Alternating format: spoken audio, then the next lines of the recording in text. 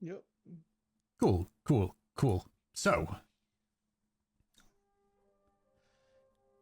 our band of adventurers, the Talaria, are on the Isle of Moa.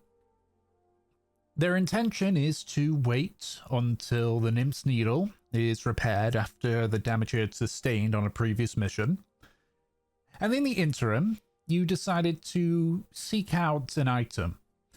A compass that seems to lead to something in the oceans.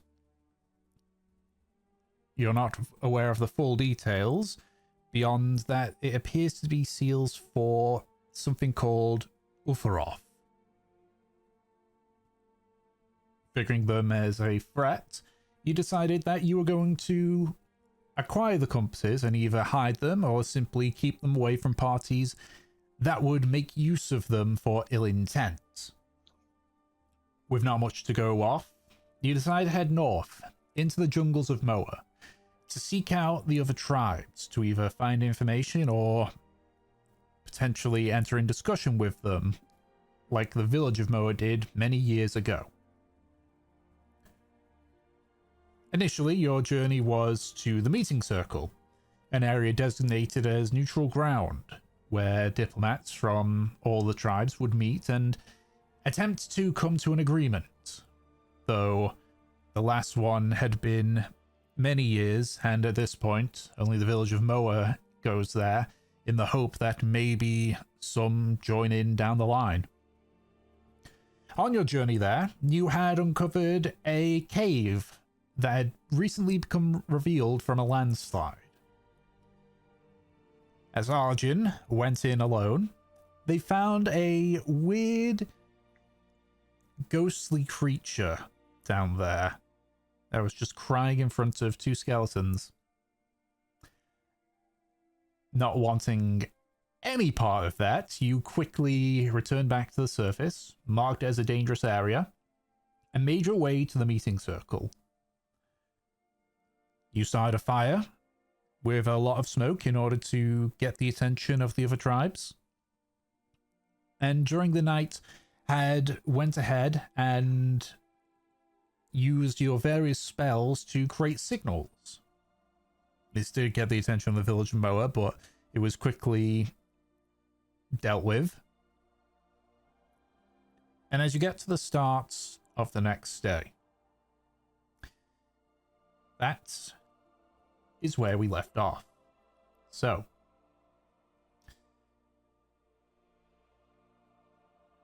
I don't think you ever did a perception check, did you, Pete? Did you, Mav? Great question. Doesn't look like you did. No. So you can either decide to I can retroactively do one. Yeah. Okay.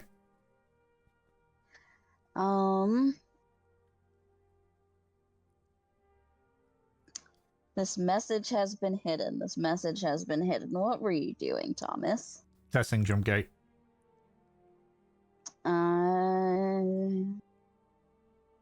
Perception. 15. Okay. Right, so after your somewhat discussion with Valkyr, you settled in to keep an eye out on the surroundings. Just keep an eye for anything that seems out of the ordinary.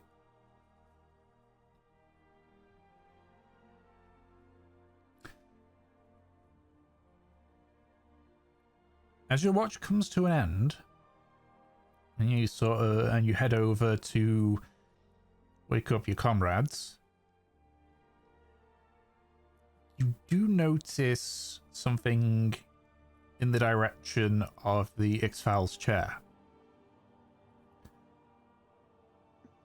You've noticed one of the trees that's right near the edge that has the typical like bite marks on it. But you can see that it had been covered in slight moss and vegetation simply due to years of it not being looked at.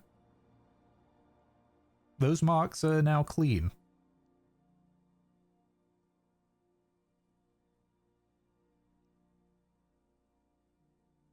The fuck?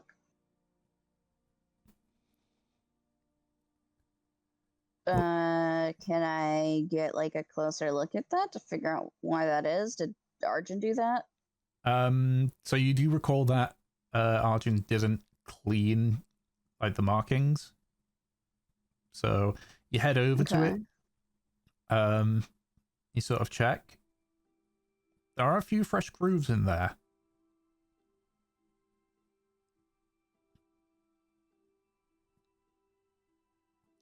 Make a survival check for me. Okay. Survival. 5. Quickly look around, see if there's any fresh tracks. None that you can see. The fuck?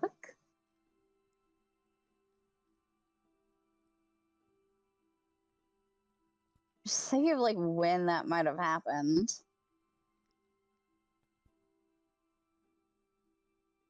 Yeah, I'm going to go get everyone else up. Wake people up. Fucking be like, get the fuck up, it's morning. Fucking swear to God, if we were dealing with the other Moans and they like fucking snuck up, fucking yeah, once everyone's like up and about, Mev's going to point out the markings and say, did someone mess with this?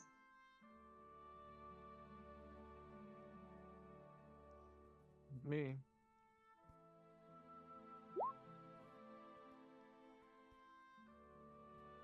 And we didn't see anyone come from this side last night. Because these No. are new.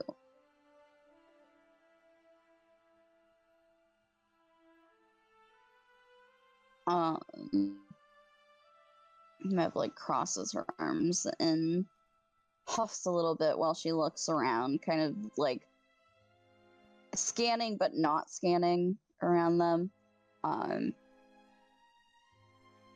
She gestures. I think kindling has the highest survival? Question mark.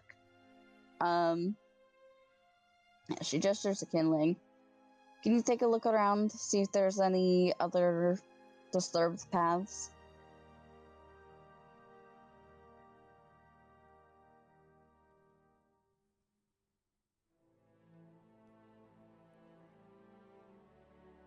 Thank you. Okay. Survival check, Kindling.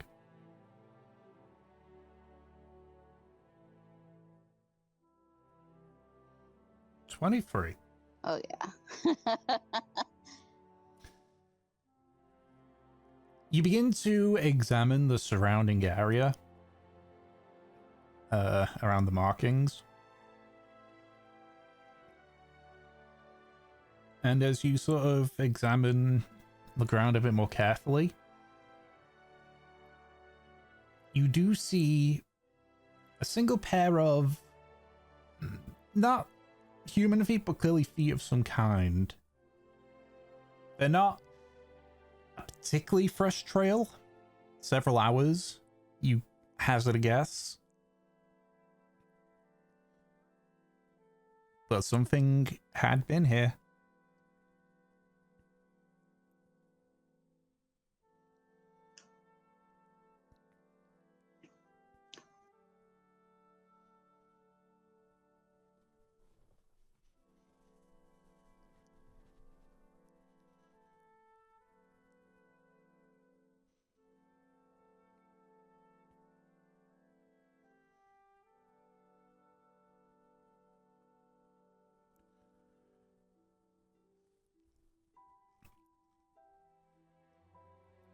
With the role that you got. Just trying to remember what the order of the watch was. I think, was it?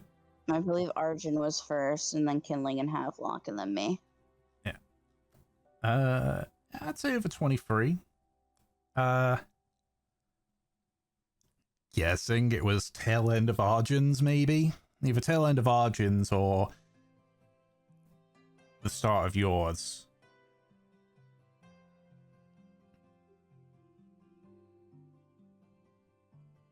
Because I never make mistakes.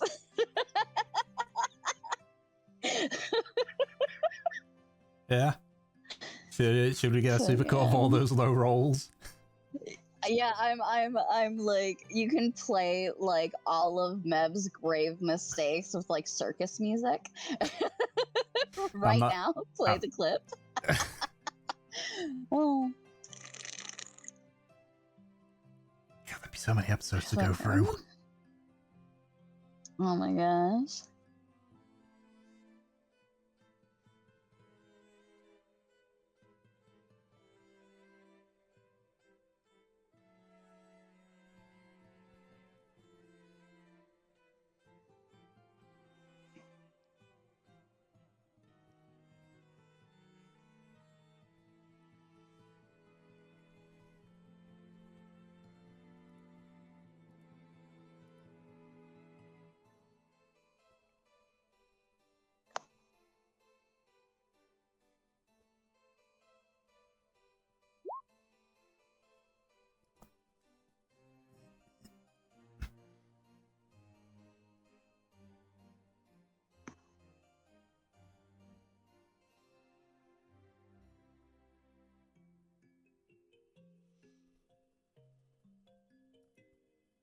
All right.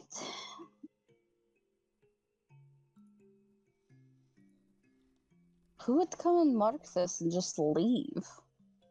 Why?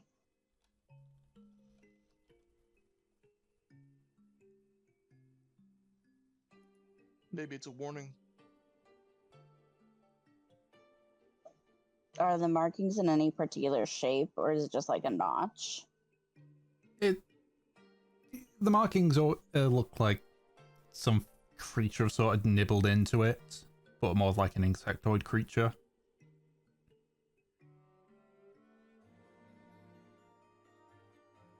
Got to meet giant termites. Yeah, since Kindling's like pointed out the tracks, looking at these feet, you said that they're not quite human, right? No, in fact, you know somebody who has similar feet to that?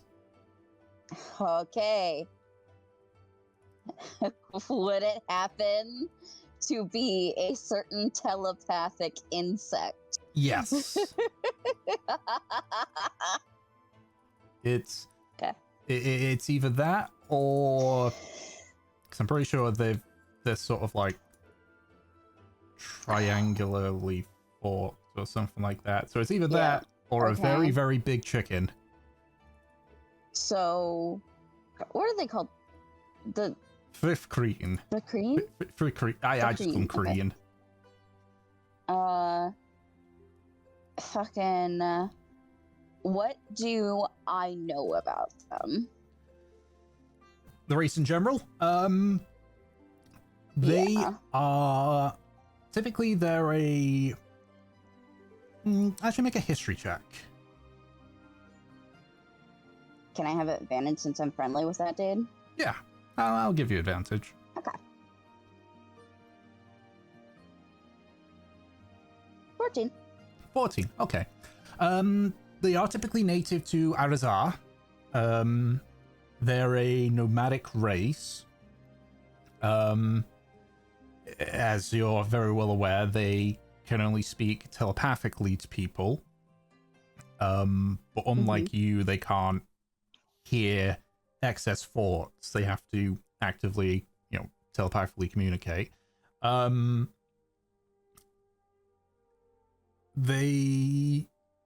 Just trying to think what's based on 14. Because of them being a race of nomads and hunters, they can be fairly stealthy. Mm-hmm. Do I know why they might be here? If they're native to Arazar? I'll say either make because this is less about just general knowledge and more about this tribe specifically. Make either a history or yeah, this would kind of work, or a religion check. I am much more proficient in history. 12. 12. Based on what you remember learning, as you were growing up in Mary it is believed among this tribe that they were essentially taken away from their homeland in a storm, and they were dropped here through the mercy of the gods, and because of it they've gained not so much a religious kind of deal, but they believe that the gods intended them to have this island. Okay, so they were brought to Moa quite a while ago. Mm-hmm. Okay. So these guys, even though like they're more common in Aranzar, they're native here, as far as we know at this point. This is the only tribe that you're aware of Three Korean that exists. How long have they been here to develop a religion? A long time, but at the same time, so has the grower Talaria. Basically, all the tribes have been here for a very long time. So they have as much claim as everyone else. Yeah. Does that make them particularly hostile, or are they just like they're friendly? With the 12 history, I mean, it'd be pretty common knowledge. They are not particularly friendly. They were friendly enough to not, draw their weapons at any meeting circles. But any form of discussion was difficult because they... There's no sugarcoating with it. They're a little bit racist. They think that they're the superior race here. All right. Great. That still means they're not actively hostile. They're just assholes. No. In fact, go ahead and make another history check. Okay. 25. Okay. Yeah, 20. You just sort of recall with that as well that there were two other tribes that existed. Did exist. That were considerably more aggressive in the X-File. They tried to attack Mary Libere. Okay. Didn't go so well. So these bug people are specifically the XL, is what you're saying? Yes. Yes. Okay. The X-File are mostly basically Fikrin. Okay. Are they called Ixal or Zithal? X-File. Okay.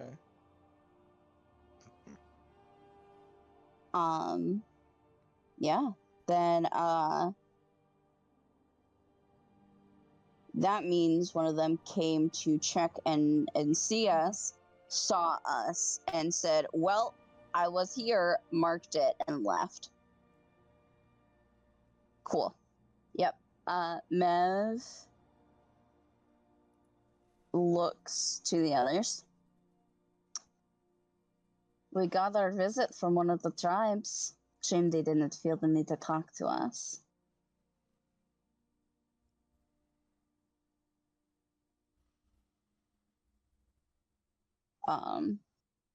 Mev doesn't seem too deterred by this, though.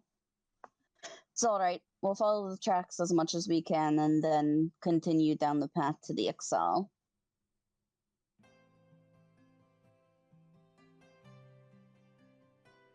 Do you think we should wait here a while for the Groa?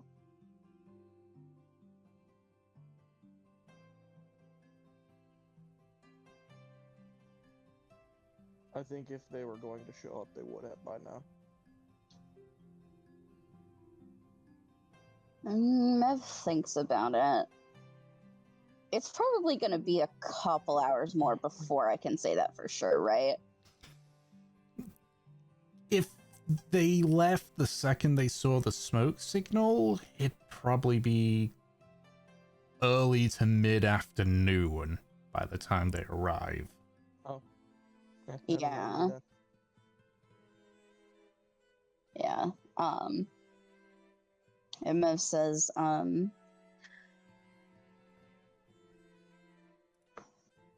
we should wait a little longer if we want to see them.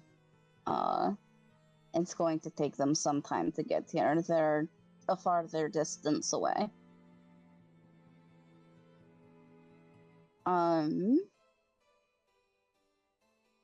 Is there any way I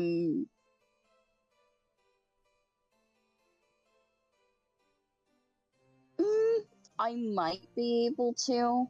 I don't know how far out this fucking Thakreen is. But I also don't quite know the direction that I'm looking for. Is there any way I can throw out my mind and see if I can spot the other telepath? Because I can go 2 miles, but... You can certainly try. I'll try. Okay. I might have something better to grip onto since it's another telepath.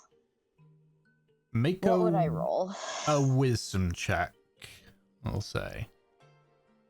Wisdom check. Do. I love how I'm playing a telepath and a bunch of my stuff relies on wisdom, and I have a 10 in my wisdom. 4. Amazing. You cast your mind out, trying to...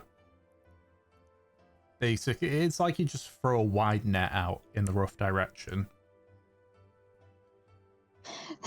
This is such a bad idea for me.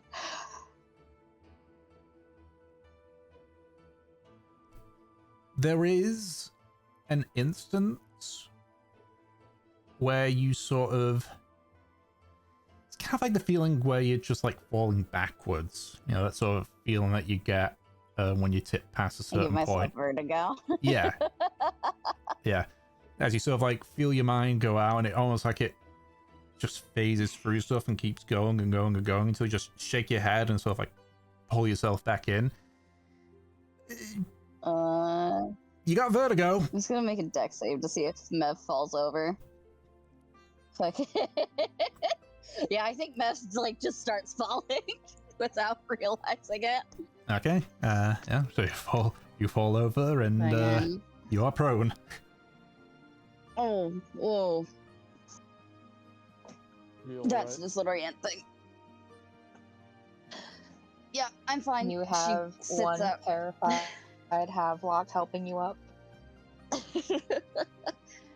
I just tried to find the Thakreen. I got a little dizzy.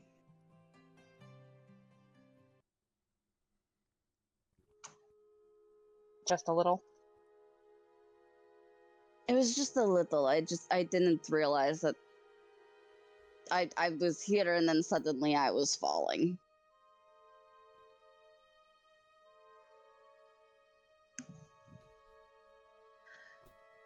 I'm good.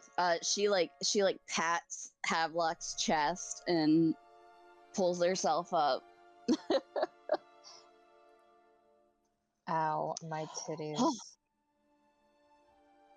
Oh, please, you're fine. Um,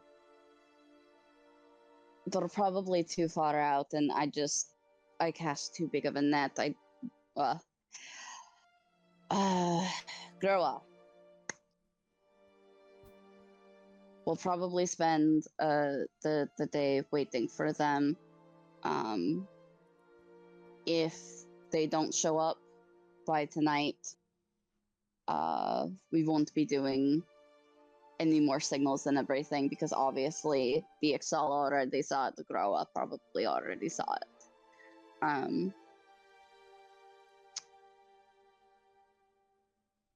I know it's a bit of a waste of a day, just staying in the same place. If you guys want to walk around the perimeter, that should be fine. If you guys have anything else to do on your downtime, that should be fine. Fortunately, Arjun, I don't think there's any fishing spots here. He rolls his eyes. Fucking. And then, like, that's not we dig a something hole that he would deep enough. immediately do. Dig a hole deep enough. Fucking. I can fill it with water. He can catch kindling again and again and again.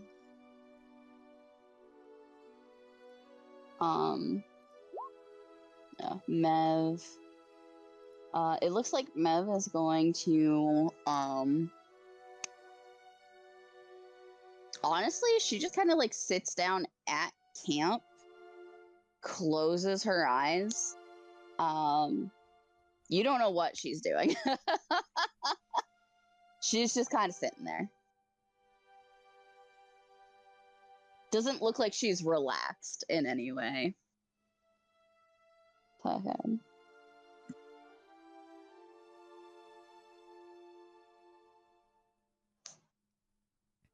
Yeah. Alright. You guys do what you want to do. What's everyone We're else here for doing the in the day. downtime?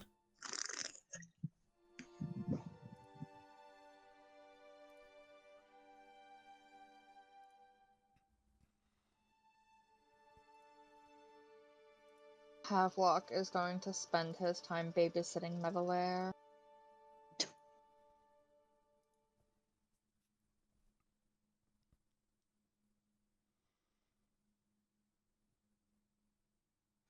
What have we got for food? Should I get something fresh? I know we have 900 rations. I think that's it. I think we have a bunch of rations. Well, if we don't want to eat, like, hardtack and dried meat. Yeah. No, Arjun he's gonna go hunting.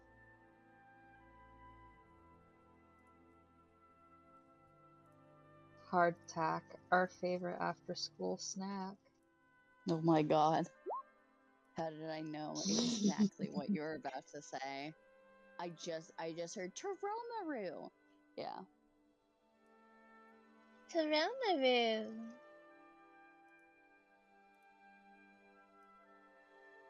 This reminds me of the fucking clip from that one Yu-Gi-Oh! When they had fucking rice balls, and the translation in the dub was like, "These burgers are delicious." That was Pokemon, not Yu-Gi-Oh! You jelly donuts. Yu-Gi-Oh! Did the same thing. Yeah. Yu-Gi-Oh! Did the same thing in GX. It did. There was jelly Ah. donuts. Because they were both dubbed by 4Kids in the beginning. There we go, 4Kids. Yeah. Jelly donuts are amazing. I got an idea. I'll turn this frying pan into a drying pan. Listen, he was a fucking genius. You're right. How could I insult the great Brock? So, yeah. Arjun's gonna go see if he can catch something for us to cook up for the night. Okay. So we have something that isn't just like bullshit. Make a survival check then, Arjun. Well, I'll just look at... Let me open it up. Let me go. I'm gonna go do it. I'm gonna fucking do it. Kindlings, and spend 10 minutes to commune with nature. So, like, the commune with nature spell, right? Yes, okay. 28, okay. Well, that's... I hunt the whole jungle. So, we'll do Arjun's things first. You make a stealth check as well, actually.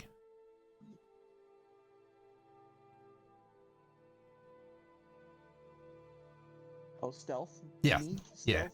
Yeah. Stealth me? Yes. You stealth. 16. Why is stealth so bad? 16. Okay. So, you hunt You're a rogue. a little bit away from the X-Files path to one, not accidentally stumble upon it, and two, to ensure you don't muddy any other pathway. You begin hunting for various creatures.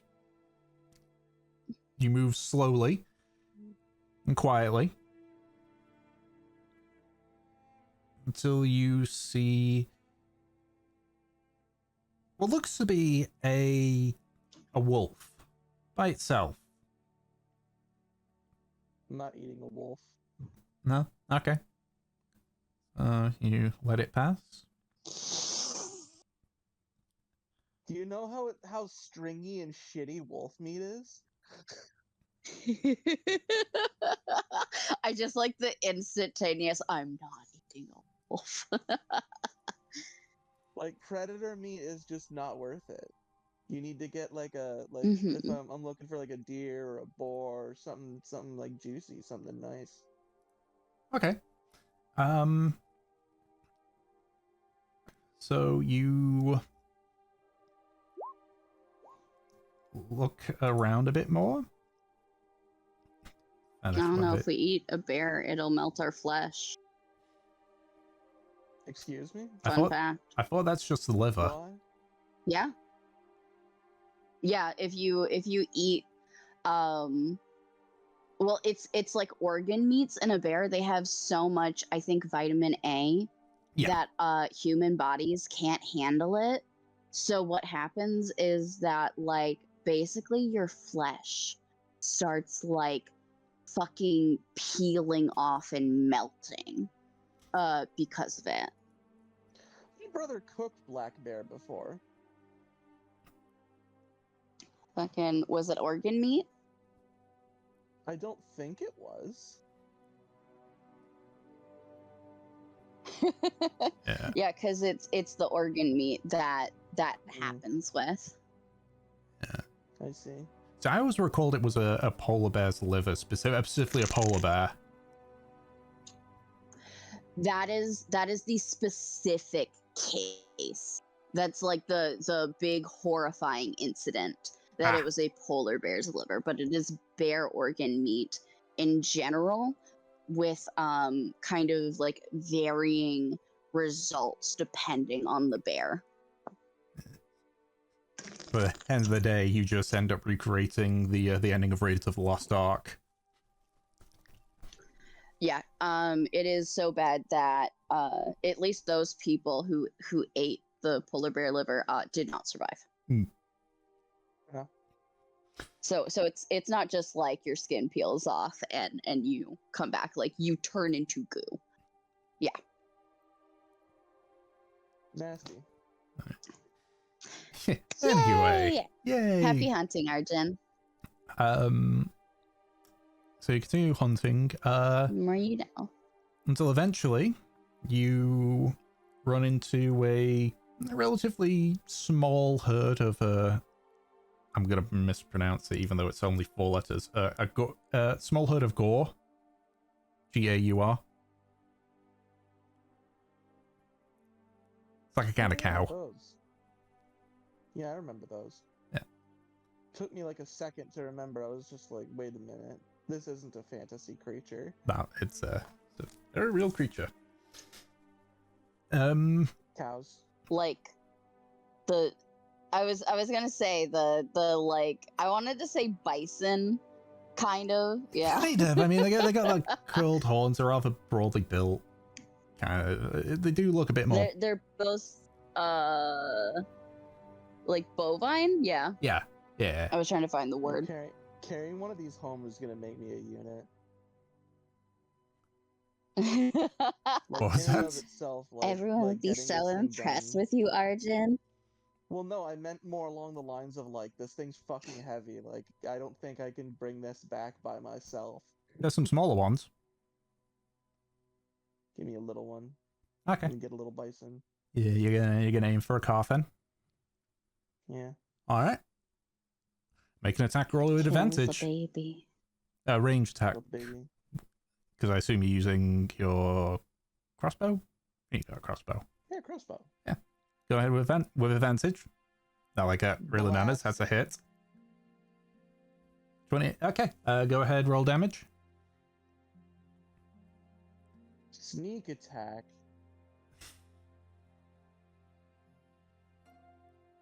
Yeah. My sneak attack has a broken link attached to it still. I mean, I think it was after the one time. Yeah. So Yeah. you I'm so sad. you take careful aim at one of the calves that's sort of a little bit further away from the herd. You fire.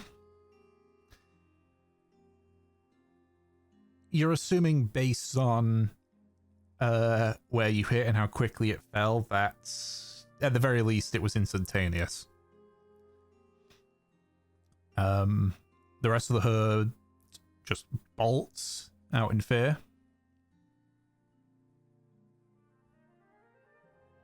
I will collect my smicing. There you go. You quickly check. Yeah, the shot killed it instantly, thankfully. So you sort of try to jury-rig some way to pick it up and carry it, 'cause it's still relatively big. You know what's funny? Hmm? I have a thing for this. I got those, wait, was that a... No, I'm thinking of something else, never mind.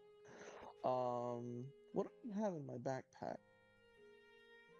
Nothing for this. Alright, it's time to carry a smicing. A smicing. All right. If it proves too difficult, I'll go get kindling. Make a strength check. I love strength. By that I Because we mean know that strength there's is no one. way that Havelock and Mev could do it.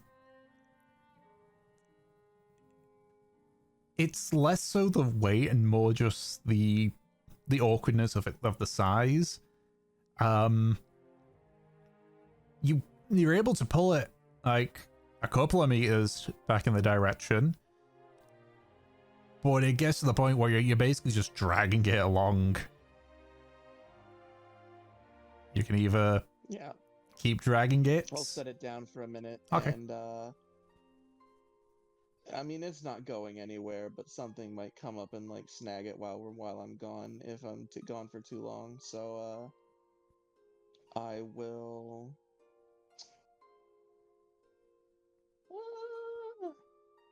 Yeah, I'll go get kindling. Okay. Get kindling in his strength. So while you're doing that, so let me just double check on Commune with Nature, because Kinlan said he was doing that. You've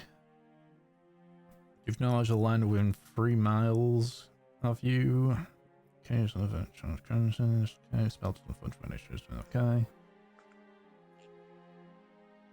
Okay, so you instantly gain knowledge of up to 3 factors of your choice. So what are the 3 factors that you're going with, Kindling?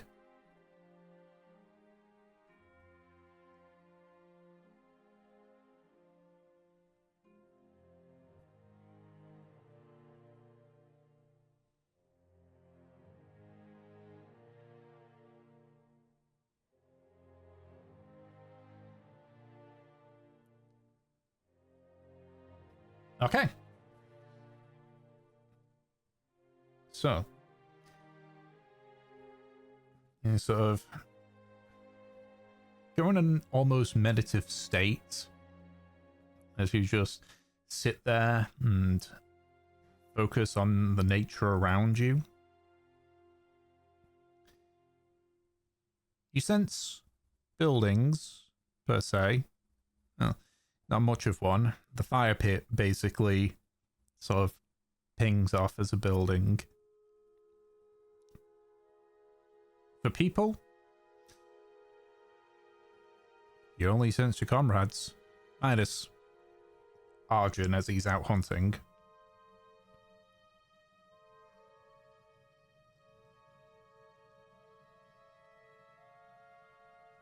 And that's basically it, based on the things that you're looking for.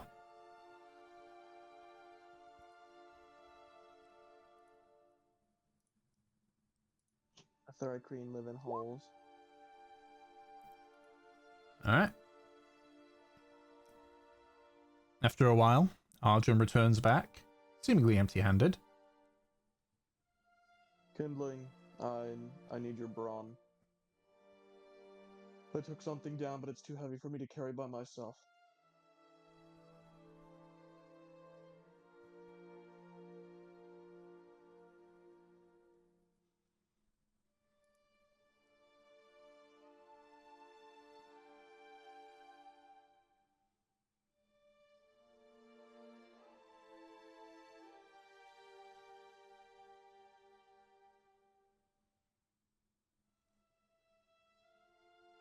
Perfect. Yeah, it's not too far. You didn't like range out too far from home. So I'll lead Kindling back to the Smyson.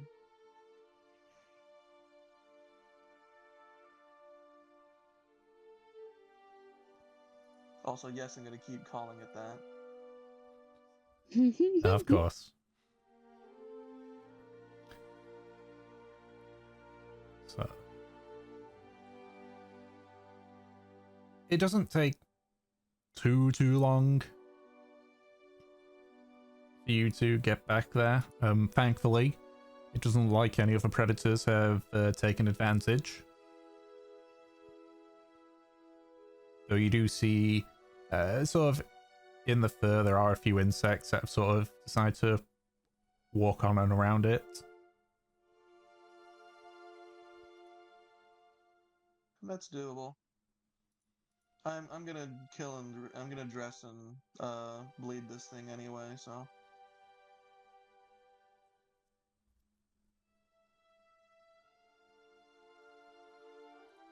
Alright, so I guess you're gonna have Kindling carry the thing. I'll help him. We'll do it together. Okay, strength check. Kindling, go with advantage.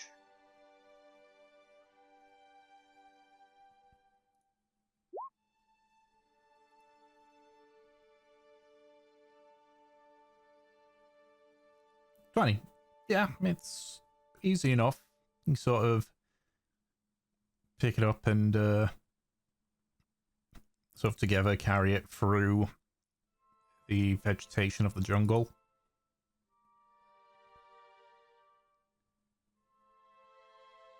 And eventually, I was about to say that.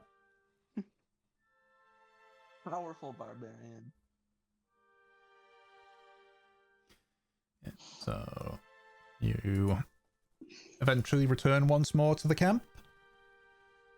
This time with a calf in tow. Dead calf in tow, I should say.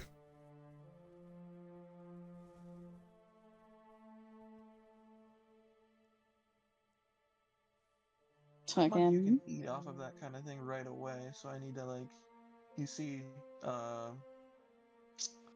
Arjun like tie up its feet, throw the rope over like the branch of a tree and hang it upside down, slice the throat open, and then he's gonna just like let it hang there for a little while.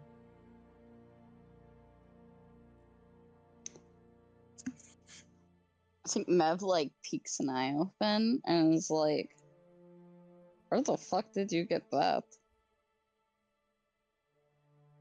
Down the way.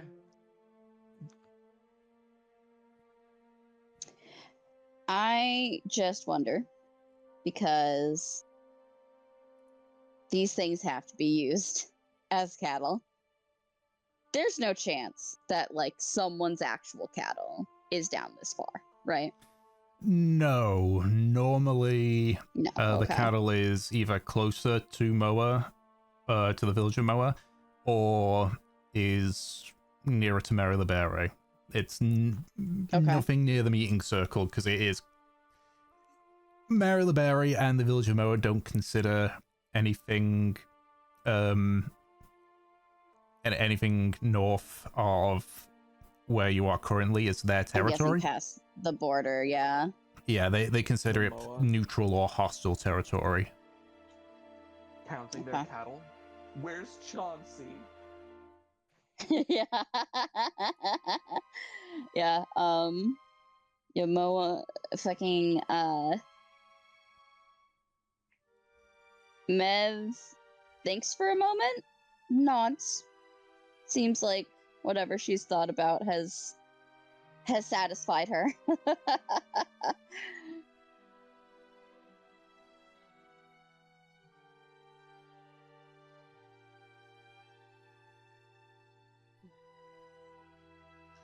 We don't use off the carcass. I think we can give to the village. Can make use of everything. Which on it. one? I doubt that this as a gift would make much sense to the grower,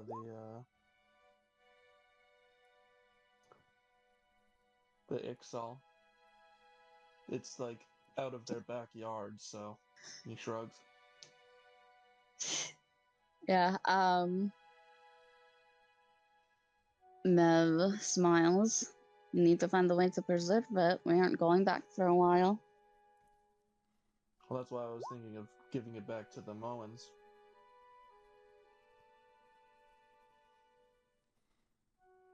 Oh, we're not going back looks for a at while. him. Yeah, no, that's what you meant. Yeah. I misheard you. I misheard you. No, he thinks about that for a minute. Looks into his pack, woefully devoid of salt.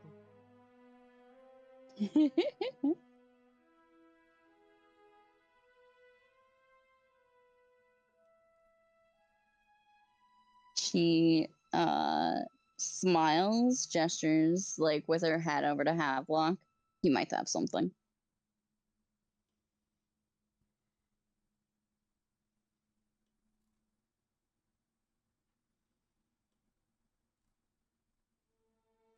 I look at Havelock expectantly.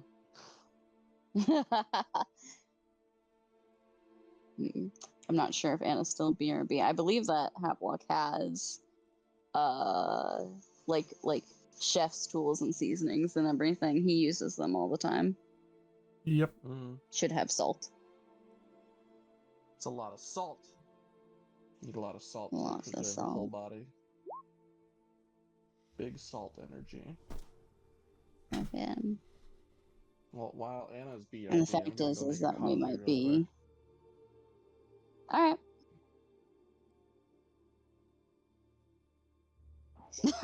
Is he not known to do that?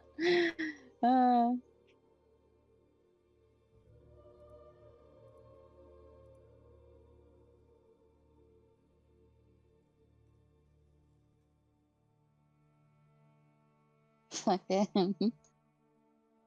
You're right. He's known for being able to breathe underwater without any sort of help.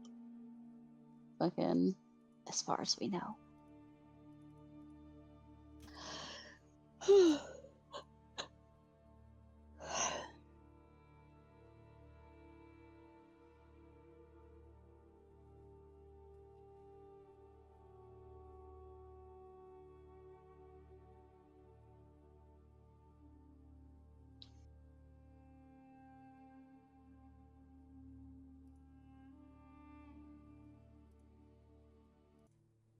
Okay, what's up? I had stepped away.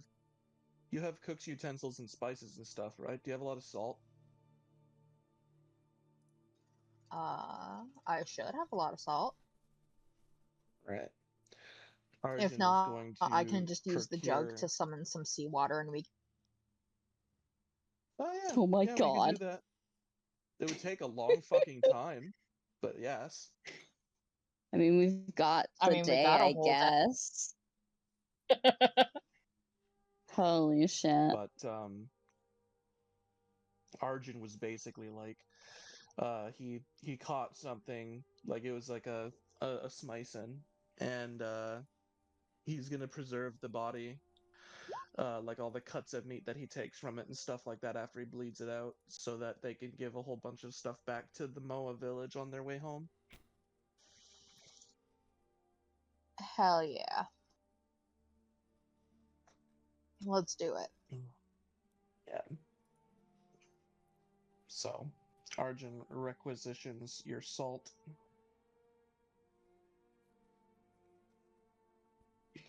Salt cured meat. Even if Havelock didn't have salt, I'm pretty sure with like our 99 rations, we'd have enough salt packets within there.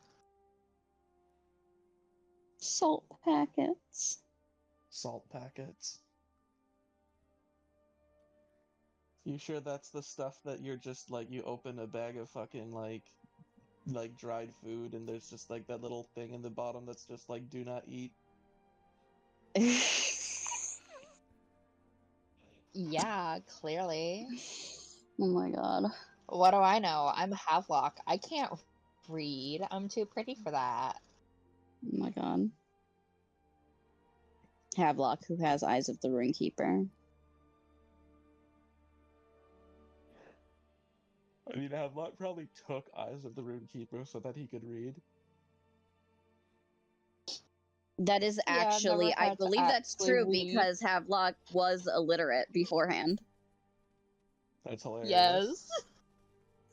Yes, that is accurate. That is exactly what happened. Havelock literally said, I am a dumb blonde and I'm gonna make myself magic. Fucking, to be fair, we've talked about Havelock was not provided a proper education. You got land experience, ma'am. You got a physical teacher. Fucking, yeah, I went to an actual school. I had a book thrown at my face once. Damn, are you school shaming Havelock right now? Check your I'm just being a fucking little privilege, classist. princess. Fucking. As a treat, someone has to every 6 months now that we got rid of the Yeah. main one. Okay. So, using the various bags of salt that you've got, you are able to preserve quite a bit of meat. I assume some of it you're just outright cooking as is, yeah? Yeah. I mean, obviously, like, yeah, Havelock would kind of determine how that works out, making steaks. Yeah. Oh, how much of the meat are you using, Havelock?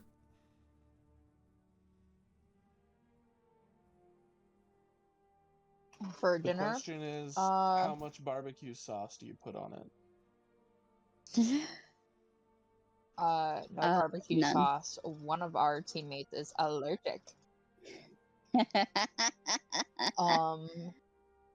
Enough for everyone to have seconds for dinner. Just enough for everyone. Okay. So if that's the case, with the amount of meat that you use, you are able to get, it seems like a good enough number, yeah, about 19 pieces of rations from what's left. But there is basically nothing left of the no, my brain refuses to say that. Oh, The smicing.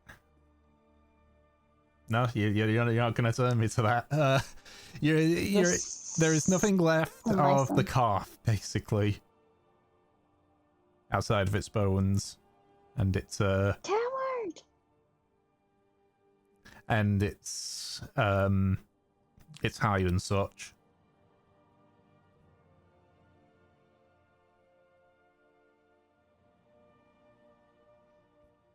So Yeah. split the 19 rations among yourselves.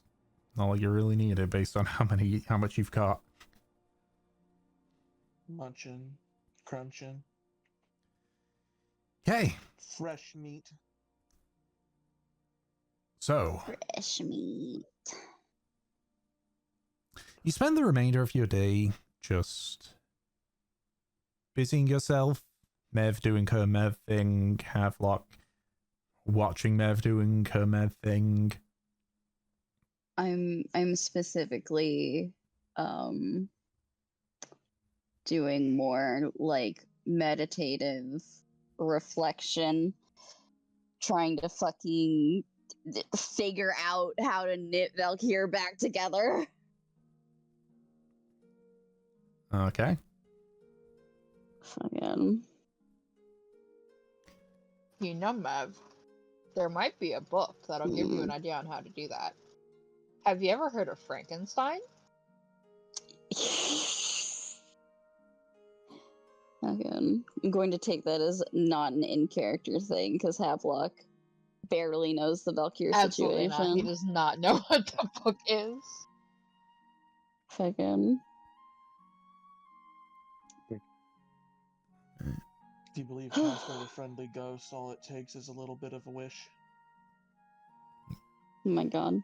And I guess as well, if you're also keeping an eye out in case anyone shows up, those that wish to make a perception check. Yeah, sure. We'll spot the bug this time. Yeah. I'm cooking. I'm not doing it. Okay. If you want to depend on your Actually, passive I'm perception, cooking. you can. Havelock is. Yeah, Havelock's cooking. Bam, 0, 14.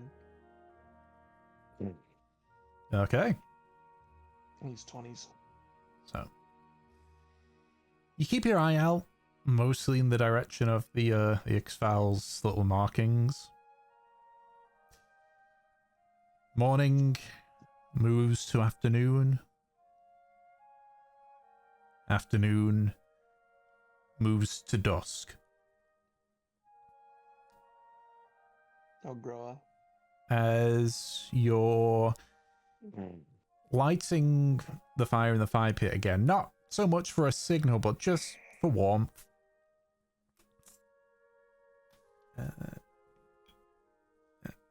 Kindling and Hadlock. You spot a figure sort of peeking out from near a tree.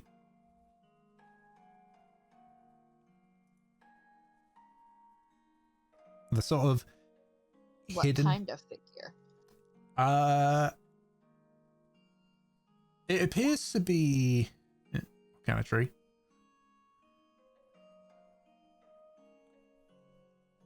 It is a tree. A big tree.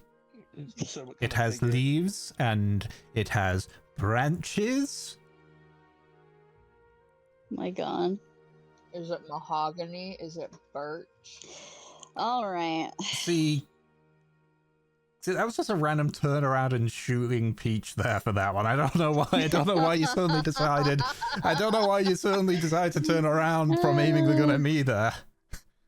Alright, thank you so much. Fucking. Listen, I can't help it that like your favorite tree and my favorite tree are the only two that ever come to my mind, except for like starting to spout off Minecraft. Is it a dark oak tree? Is it an oak tree? Okay, Is so it who's one of the here? worst wood types at all? So based on what you can see with the individual, appears to be a woman.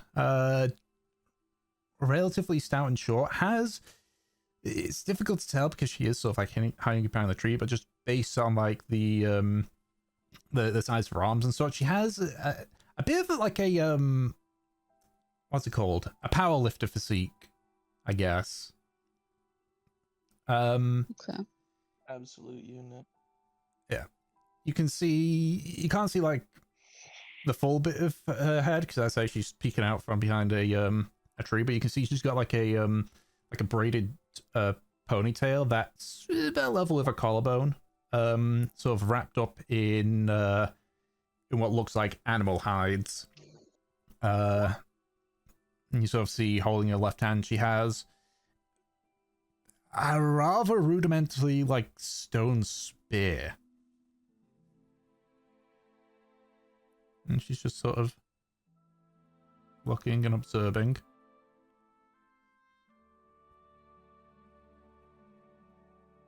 Do I notice, or is it only Havelock and Kindling? Havelock and Kindling.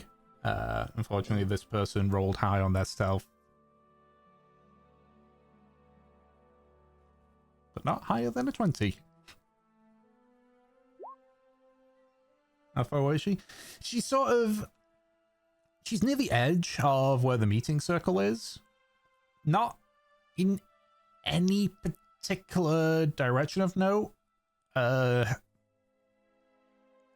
I mean, obviously a particular direction, but I mean, like, it didn't look like she came specifically from the pathway of one of the other tribes. She's sort of between where the grower and the Talaria door chairs are. She's maybe like, not like at the very, very edge, like, I guess if trees were a marker of distance, like 1 or 2 trees back.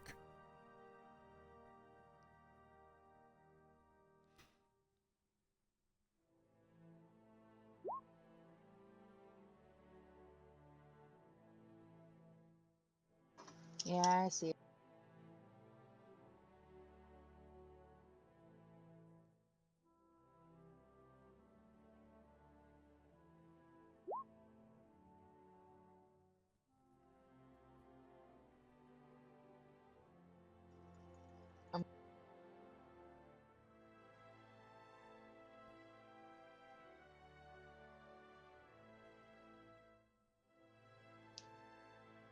What were you saying, Anna? I think you cut out. Yeah, I think so too.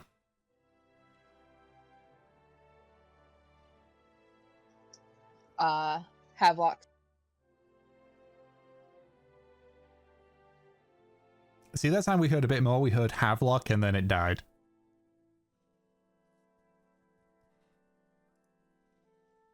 Havelock is going to call her over. Okay. You sort of just like look over at her, sort of beckon for her to show up, and she just hides behind the tree.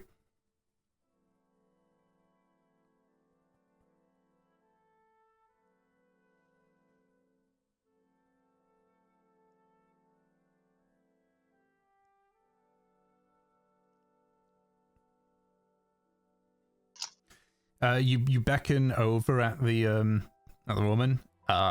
She hides behind the tree.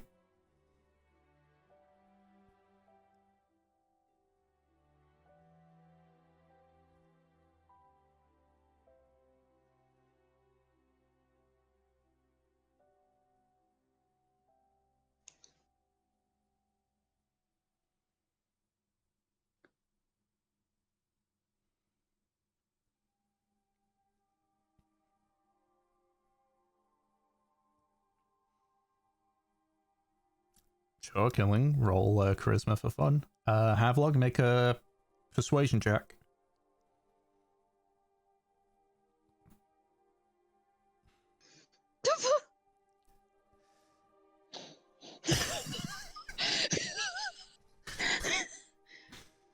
Okay. Kindling's wave looks more like a cat clawing at the air.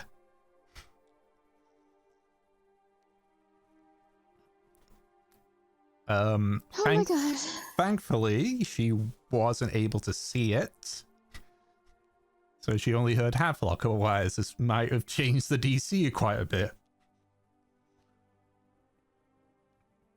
There's a couple of minutes before the one like pokes her head out again and just sort of slowly approaches, weapon raised. She gets to around where the the circle where the chairs are around, and just sort of sits down, just staring at you all. No, the chairs and stools for the where the there were tribes already meet. chairs here.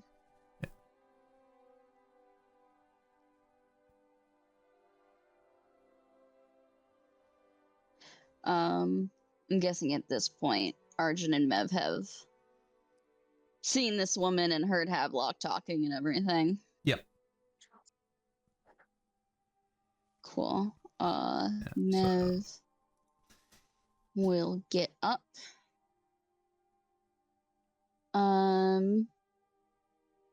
What you said she was like? She's fit. What is she? Is she humanoid? Is she like an elf? What's that? You look at it, it's weird. You're not too sure if she's more dwarvish or more human. She's like built more like a dwarf, but she's taller than a dwarf. That makes sense. She's a... It's like two half-dwarfs exist? Okay.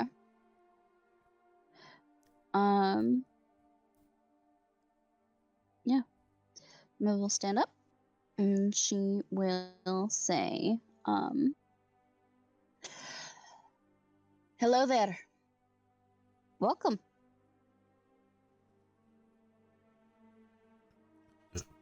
Pause before she just sort of like awkwardly like waves a hand.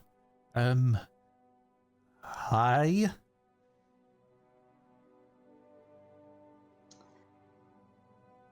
Are you one of the tribes?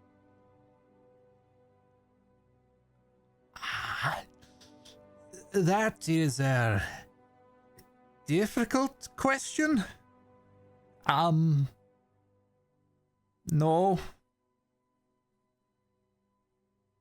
No. Not really, no. Who are you then?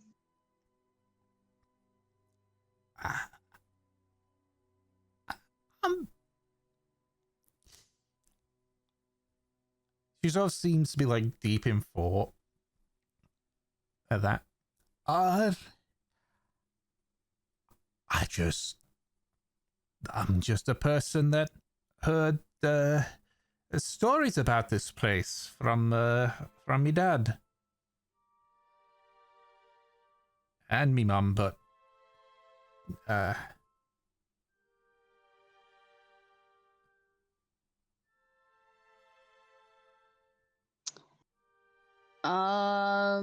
Insight. okay, what are you inciting? Yeah, I was gonna. Why is she being weird? Like she said she's not part of one of the tribes. She's being really weird and vague. Okay, go ahead and make an insight check. I think I heard like you said you wanted to as well. Yeah. Yep, go ahead and make an insight check. 11. Okay, not great. It's difficult to tell. She is definitely trying to sidestep the question at the very least, but you can't really ascertain as to why. Who are you? Who are you? Mevaler.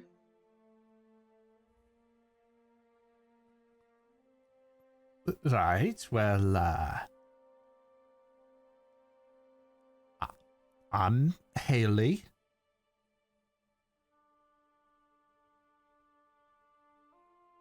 If you're not of the tribes, where are you from? I mean, I was part of the tribe.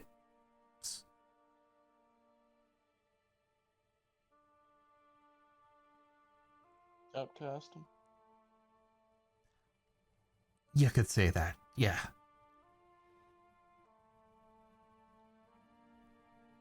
Which one? I don't know what you mean by that. Which tribe? What are you outcasted from?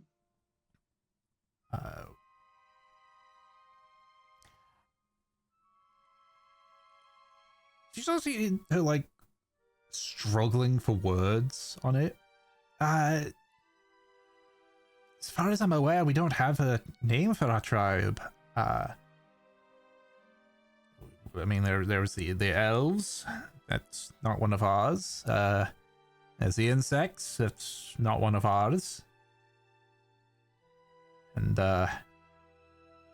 this is the furthest this way I've gone, so I'm definitely not part of, I assume, your tribe.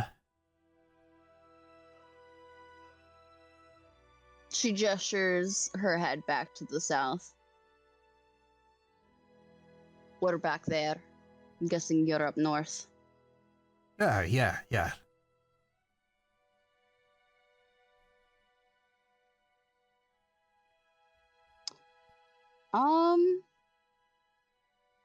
Do I get the sense that Common might not be her first language?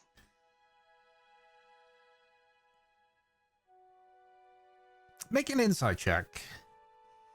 Yeah, okay. Ugh. Hard to tell. Actually, could I seep into her thoughts to see? Sure.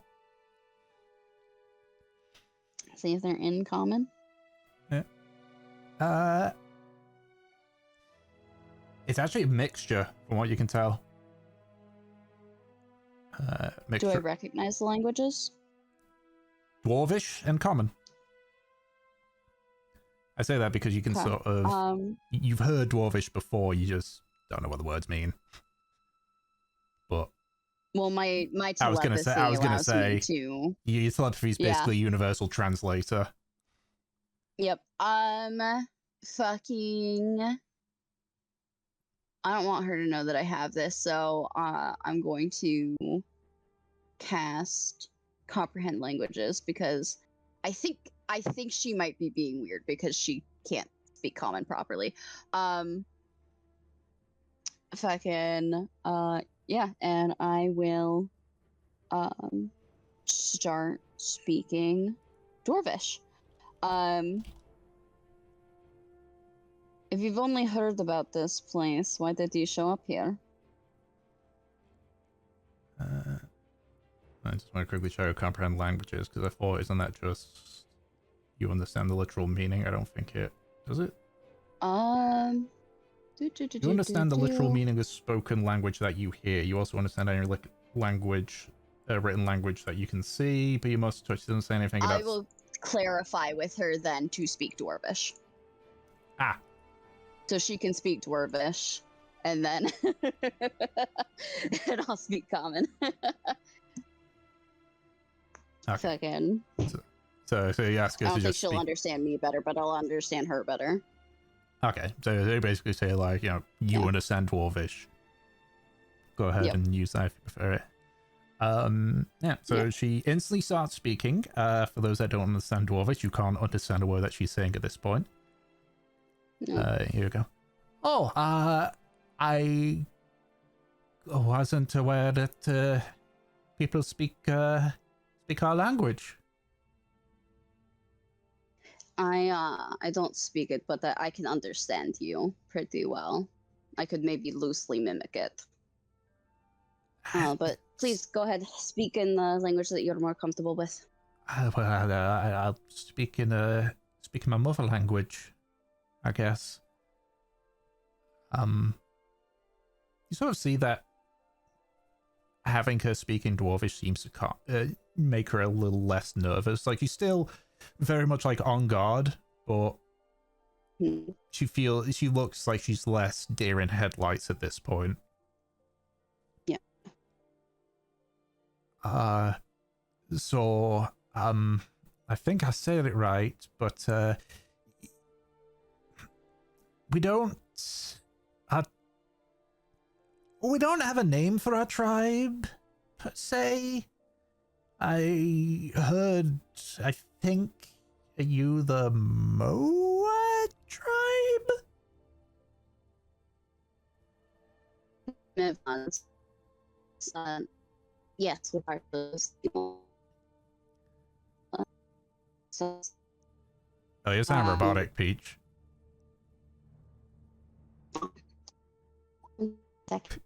Even through the roboticness, I'm pretty sure I heard you just go fuck. better. Yeah. Awesome. Yeah, Mev Nons. Yeah, we are part of the MOA. Some of us, at the very least.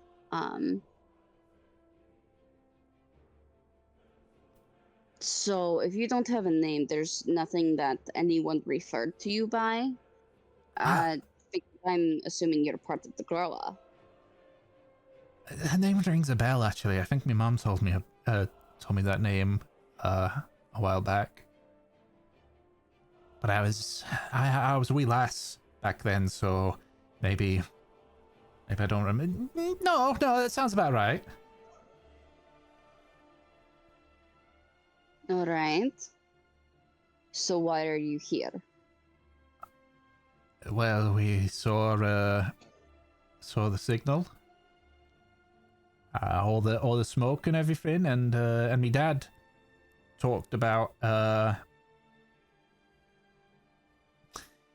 guess sort of like a meetup place, which so like looks around. I'm guessing this is it. She nods.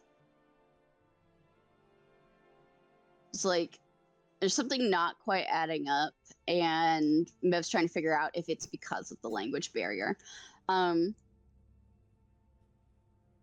You said you weren't quite part of the tribe, is that right? I mean, I was until I became an adult. Okay. Is this like some sort of rite of passage? You get kicked out of the tribe and come back later when you prove yourself? No, if I were to go back, I'd be killed. How fun. It really isn't. It really isn't. Me, my dad, and me friend have we've spent a few years out here. I'm being sarcastic. Do you know what sarcasm is? I do, and I don't quite appreciate you making sarcasm out of the situation. Mev smiles. Sometimes you have to make a joke out of a bad situation. But I will cease if you do not appreciate it. I'd appreciate it. Alright, so you became an adult, you were kicked out. I'm sorry if I'm asking prying questions. I'm just trying to figure out where we stand. In what regard? Well, we're trying to get in contact with the tribes. That's the whole reason why we've signaled in this meeting place. If you're not part of the tribe, you're not necessarily what we're looking for, which isn't a bad thing. But I need to figure out where you're coming from. If you've had any intention of coming here. Was it pure curiosity, or were you looking for something else? To be honest with you, it was pure curiosity. My dad had told about how people would head this way to speak with the other tribes, and come back with, in some cases, just words. In others, like gifts and such. I was curious on what it looked like because they made it seem so much better. I mean, my friend didn't want me to go. Wanted me to keep looking after my dad, but I just wanted to see it at least once. We in the tribe they say that everyone stopped coming. So when I saw it, Or maybe people were showing up, wanted to see what it was like, is all. Not like I'm speaking for We the had clan, someone they else don't... show up. No, I'm speaking for the clan, of course. They, how do I say? They see me, Mm-hmm. or me dad, or me friend. They'll kill us, so not speaking for them. She nods. We had someone else arrive a little bit ago. They didn't seem interested in sharing words. Probably have to hunt for them ourselves. She looks her up and down. Did she give us a name? Haley. Haley. Hmm. A non-tribal name. Yeah. Oh, it looks like Anna's fucking internet died. Oop.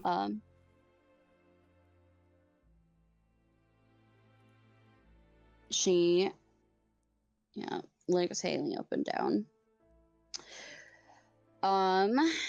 And she actually gestures to, like, I imagine this is like maybe during or just right after our mealtime. She gestures to any like food that they have left that's like cooked food, like leftover like dinner and stuff, that people just haven't gotten to yet.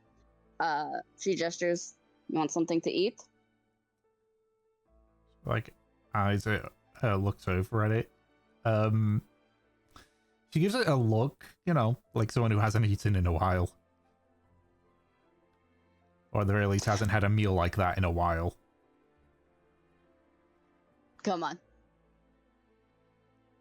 So No smiles. she tucks the spear under her arm and just like heads to the one that's a bit furthest away, still keeping a decent amount of distance between you all.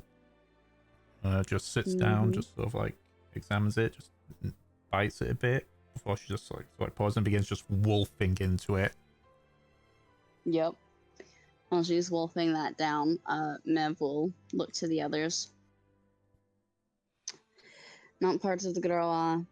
If they haven't shown up by now, they're probably not coming. But she's interesting.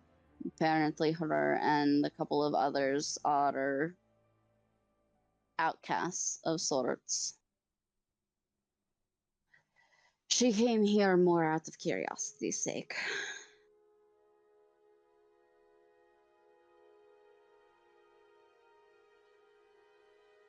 That's something.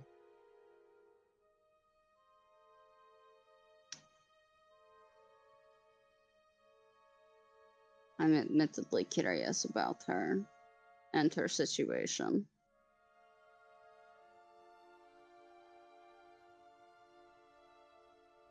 There's a lot she stands to tell us. Not like she has to tell us, but it's odd. She said she was ousted. Mev is doing this now telepathically. Yeah, I was about to I should ask. just clarify. She said that she was ousted from her tribe once she became an adult. I figured it was some sort of rite of passage thing after all. Why would you just throw out someone, a child that just got into adulthood?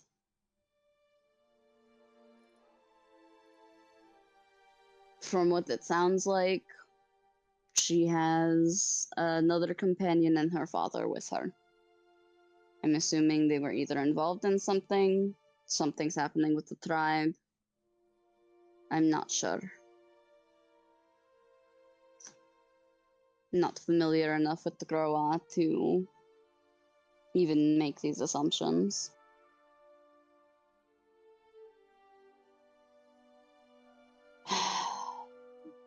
I also just like helping people.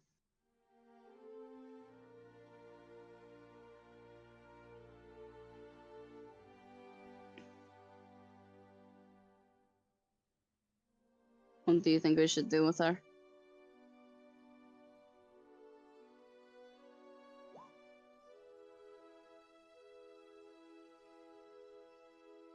Is that what Havelock says? Yes.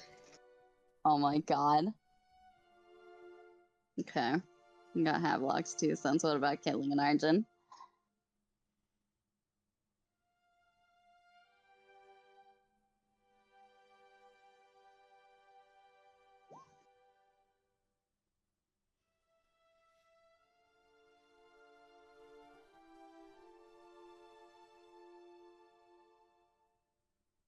Arjun.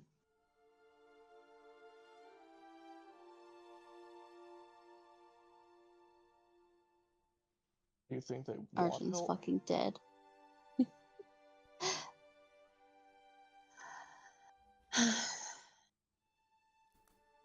I'm not sure, but I know it never hurts to ask.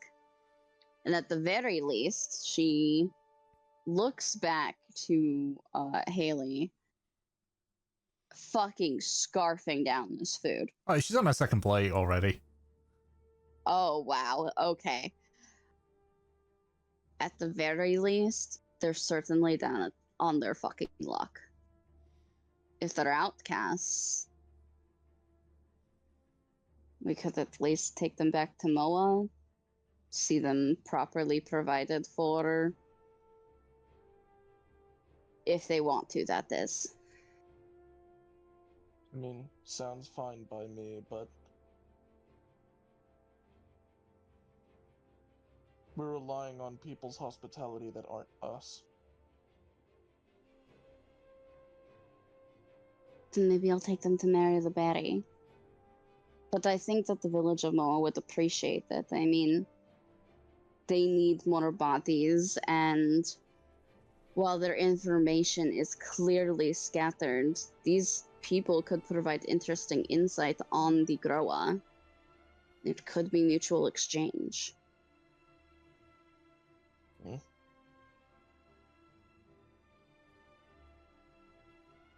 Obviously, this is all up to both parties. It's not like I'm going to thrust this upon them. If things don't work out, I always figure something else out.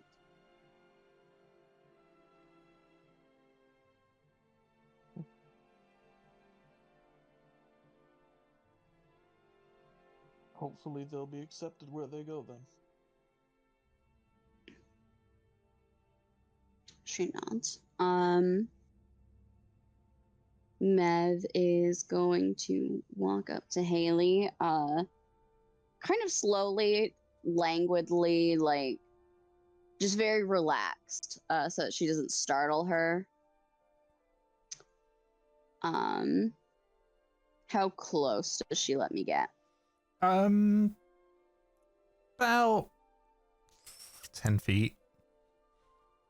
10 feet? Okay. Yeah, as you get to that point, she just Well, sort of what like does she do stop. to display? She sort of knows, puts her hand down towards where the spear is. Mev stops and smiles at her. Enjoying the food? Mm-hmm. I mean, you can keep eating, but and a couple more questions for you, if you don't mind. 1 second. Oh.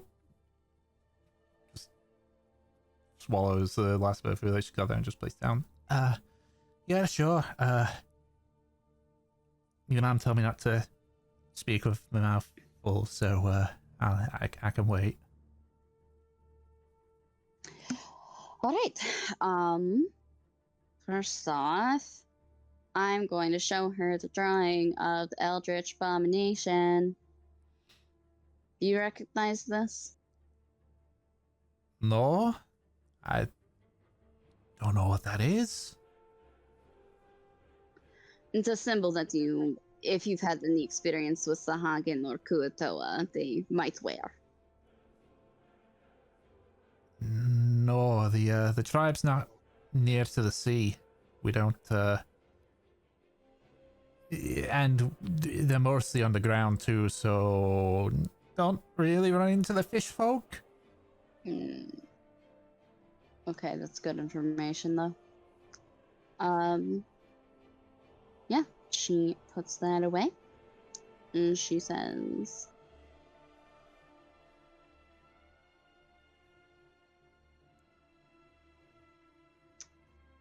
I discussed it with my companions, and if you would allow us, we would like to assist you.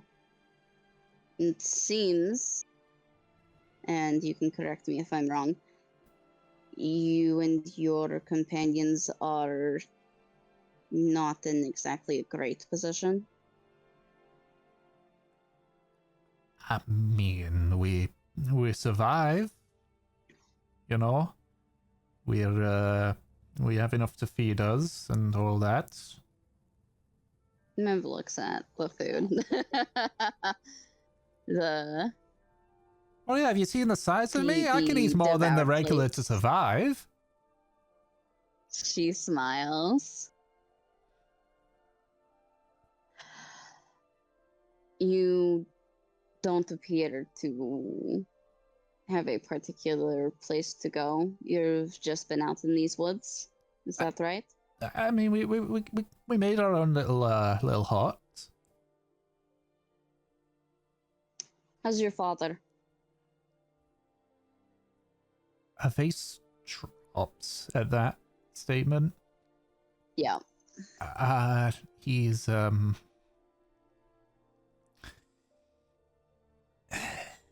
they talk about humans having short lifespans. Guess it's just painful to see it. He's old.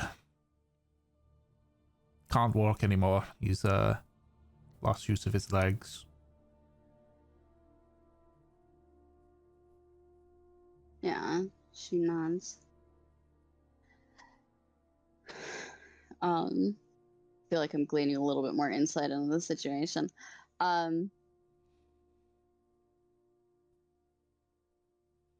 Possible that he can't hunt anymore? Can't fend for himself?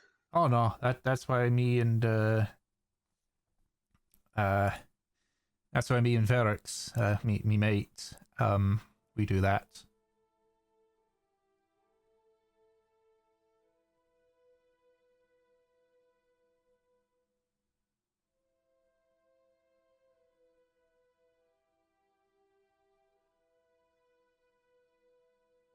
We could lead you all to the village. Obviously, there's not the guarantee that they would take you, but we could also go up to Berry. Either way, your father might be more comfortable there, and there's better opportunities. You wouldn't have to fight so much, wouldn't have to hunt all the time. Wouldn't have to worry about running into your own tribe and being killed on sight.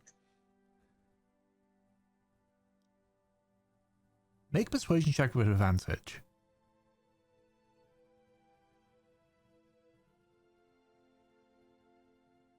Persuasion. Please, please, please, please. 18. I mean, we've ran into the tribe before. They don't.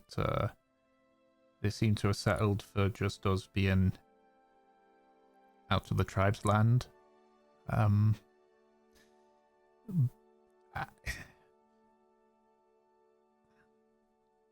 Sort of, again, is deep in thought, just sort of like a look of worry over her face.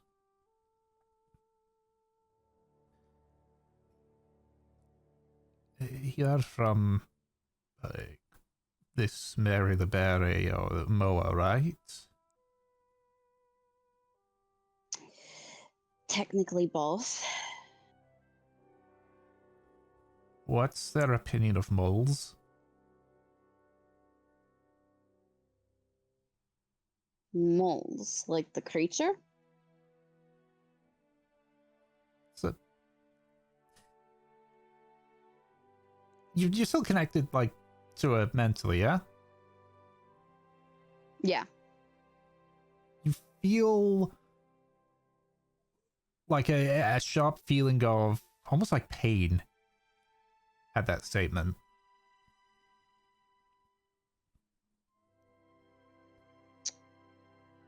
And Mev looks down at her. What are moles to you? A mole is what I am, and what my friend is. We're not dwarfs, but we're not humans either. Sort of straddling the line, I guess. She squints.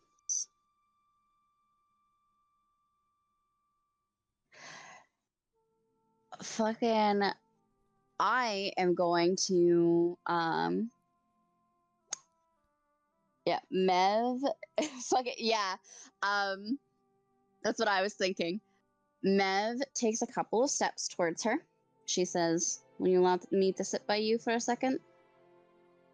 I'd much prefer if you keep your distance. All right. I just want to show you something. She takes out. She stands there, but she takes out her sketch pad. She quickly draws something.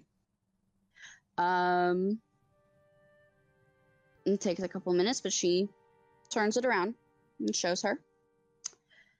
This is what the mole is to me, and it's like the rodent creature. This is not you. Oh, This doesn't look like you at all. I think I must have misheard with.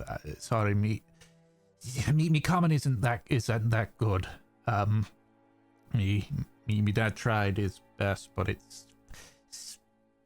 there's nothing called common. It's so hard to learn sometimes. How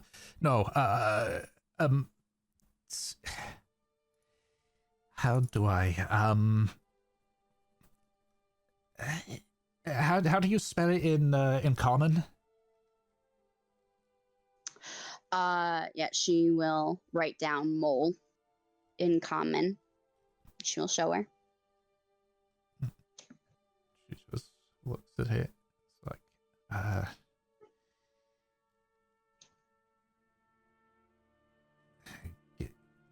can you just give me a minute? I'm not the best at this. All right.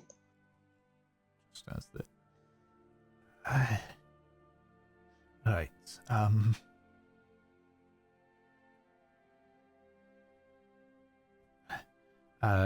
She sort of like use it.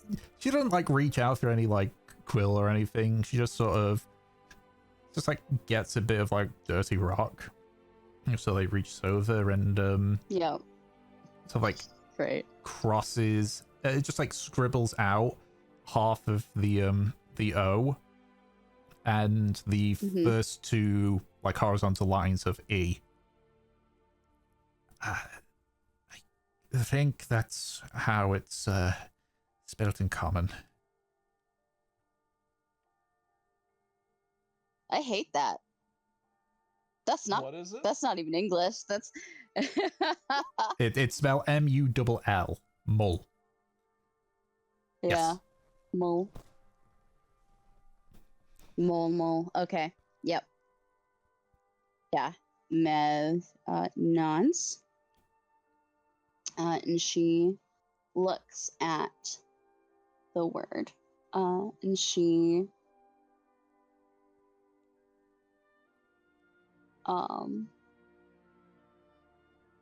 says, well, in common, this word that you just spelled essentially means to think about something. She smiles. The point that I'm getting at is that I don't think people will care about that at all. In fact, they might find it a very interesting trait about yourself. you might get a lot of questions. I really hope they don't. You can tell them to shut the fuck up.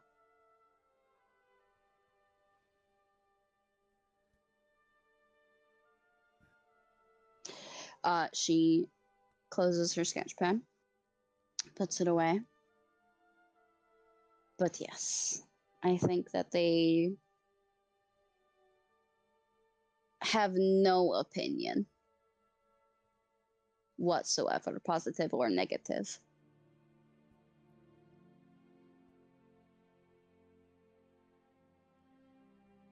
I mean, what do you want from me in regards to this, then?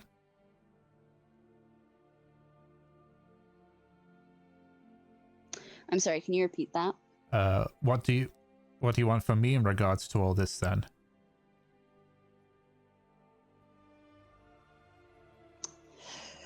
What I want from you is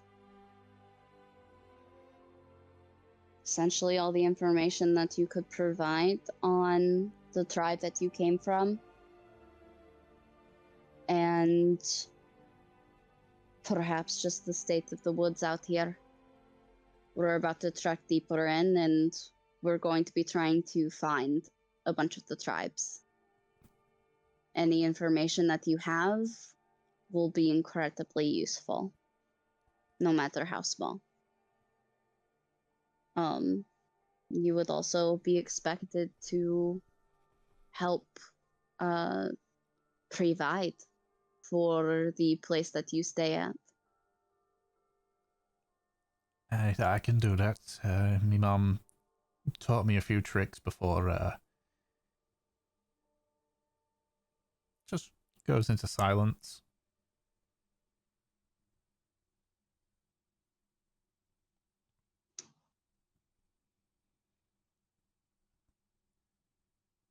She nods and waits for her. I could tell you a bit about the woods near where me and Ferox and my dad have made our little hut. Couldn't tell you much beyond that. If you're looking for the tribe, I know roughly where my old tribe is. As for information about the tribe, you're gonna have to ask me dad. She nods. Do you think you could mark it on a map, the general area? No, if we were in caves, I could, but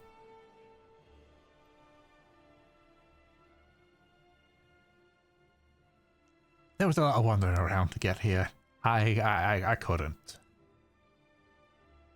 She nods. All right. Fair enough.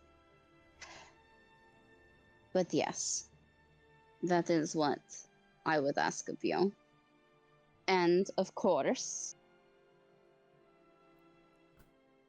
I would expect us to be friends afterwards. She smiles.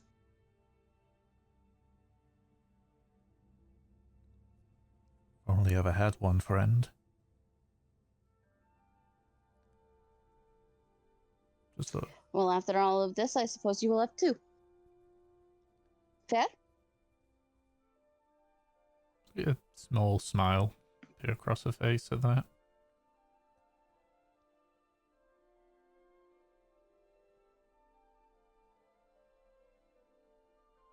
Just nods. Perfect. Then we have a deal.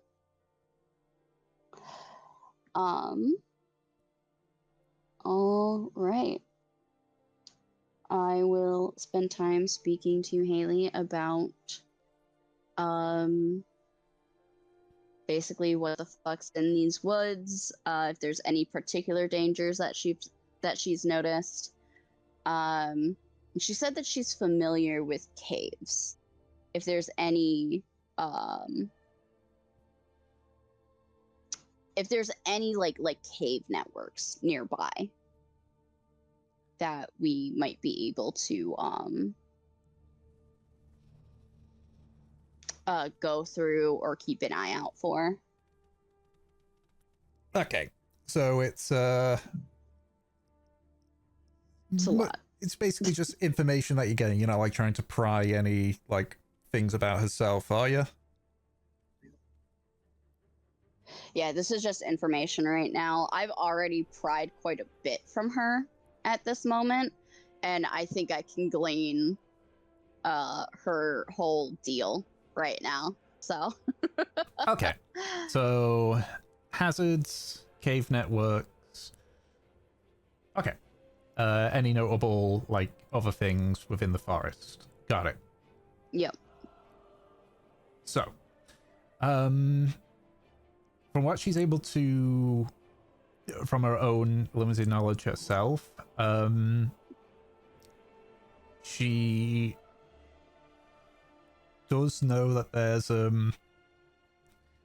like some things can be like some of the flora is particularly nasty, like vines that can poison and strangle you and such. There's your typical predators, you know, like lions and wolves and such. There's various swarms of insects. She sort of like indicates to her spear. It looked like a stone spear, but you can't actually see it. It's got like what looks to be like a massive wasp stinger on it. Jesus. They can get pretty fucking big. This this one broke me spear before, so figured it'd be fitting for its little spike to be used. Little spike. I mean, just sort of like twirls it around a little bit. If I can't hold it properly in one hand, then it's pretty little, if you ask me. I'm not exactly. Well, so like indicates to a. She sort of like indicates to a build. It's like, I mean, not in that sense, but I mean, height wise, I'm pretty short. Mev raises her brows. She goes, "No, I understand. I've handled some little spikes before." Just hear it stifle a laugh at that. Fucking. Yeah, Mev grins ear to ear. After that, she just is like, she mentions how so like in the same vein, there's like the occasional large spider nests. In terms Some of big bugs. just to like taps on the stinger grafted to a spear. She mentions how like cave network wise, she mentions that the Grow tribe's cave network is self-isolated, but let me just roll for this. Oop, that's cocked. That's better. Oh, that's actually a very good roll. She mentions that her mother told her stories of a cave network from where the tribe originally resided before, for whatever reason, they had moved. And she actually is able to say a name with that one. She goes, apparently that cave network was set up by, I mean, they say it was our founder, I guess is a word for it. Corail Groundtender was his name. But that was, you know, it's a tale that my mom heard from her mom, who heard from her mom, who, you know how it goes. Right. But that's... Could you spell that for me? Sure, let me just copy and paste it from my notes. Boom. Thank you.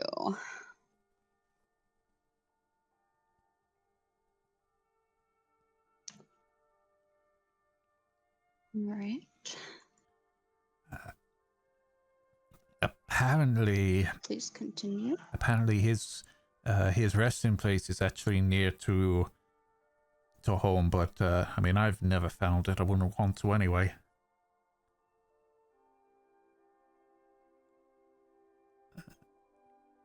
She nods. She basically just she just provided a bit of information about the tribe, based on her limited exposure to it. The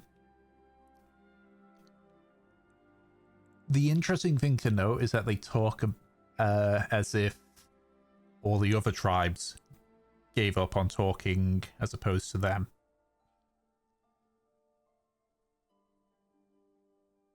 Repeat that.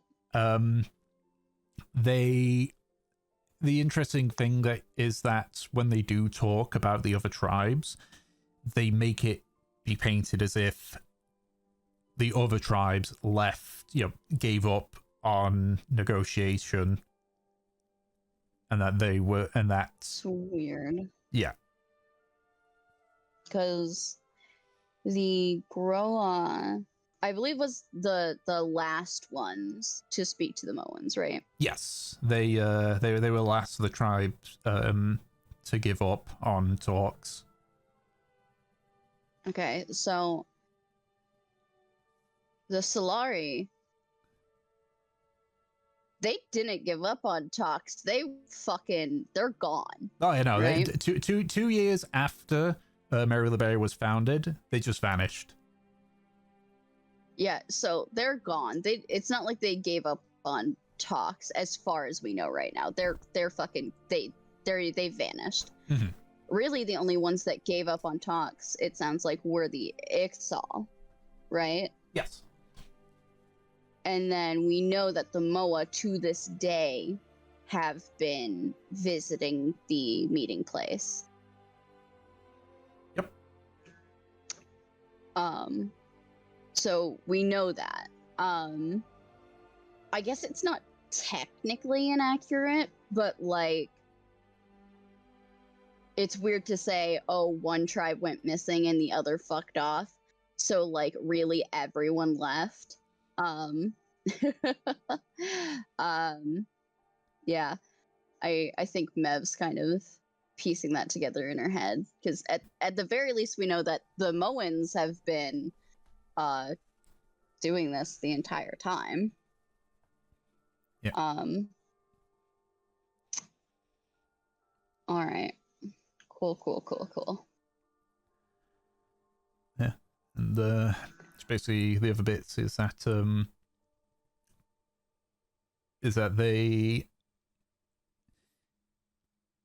there's sort of a bit of a chuckle when she starts describing like their way of life. And she says like, it's kind of funny that you talk of, you said, the creature mole, because that's kind of how we live, actually. We just burrow into the ground and dig out our ways there. Really now? Yeah, it's cramped, real cramped. Or I guess maybe more like how. No, that'd be too much like the X-File. No, we'll stick with moles and such. I was gonna say ants, but we don't kind of live like that. And she nods. I thought that honestly, I thought that dwarves would live in more mountainous regions. I hear in Jurahan they have big cities excavated. What's a Jurhan? Oh, So you know the island that we're on, right? Aye. Imagine another island, but like massive, massive, massive, massive. Like, oh, she thinks about it. Maybe like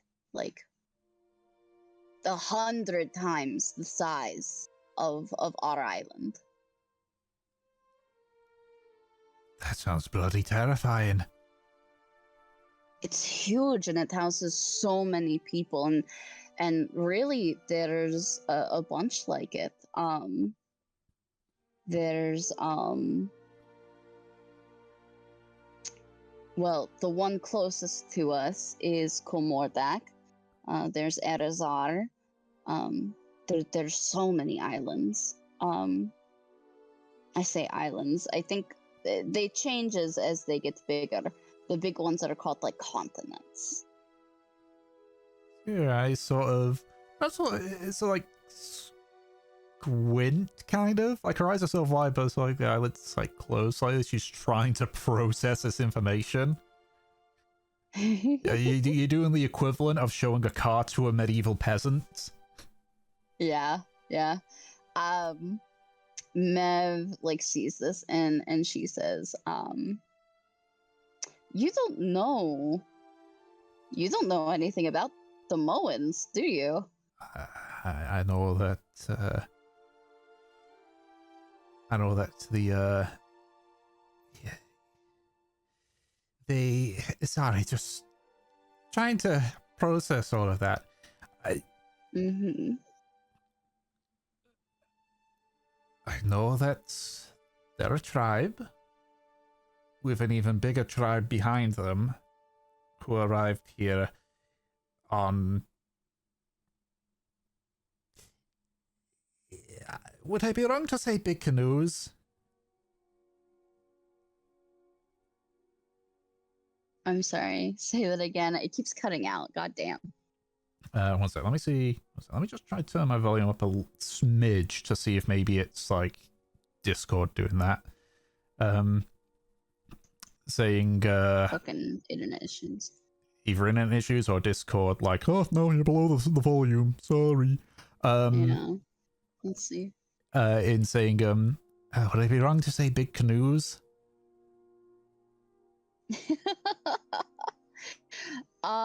You know, we'll say big canoes. They're ships. Okay. She smiles. What's the difference? Well, a canoe, you only have like you can only have a couple of people on it, and you row, right? With a ship, you can hold many people. I know she's thinking about how to describe this. You can hold like tens to hundreds of people depending on the size of the ship. And so my tribe could fit in an entire ship? Depending on how big your tribe is, yeah. I never counted it, but a couple of tens at least. She smiles. And how big the ship is. Yeah, basically, Moa,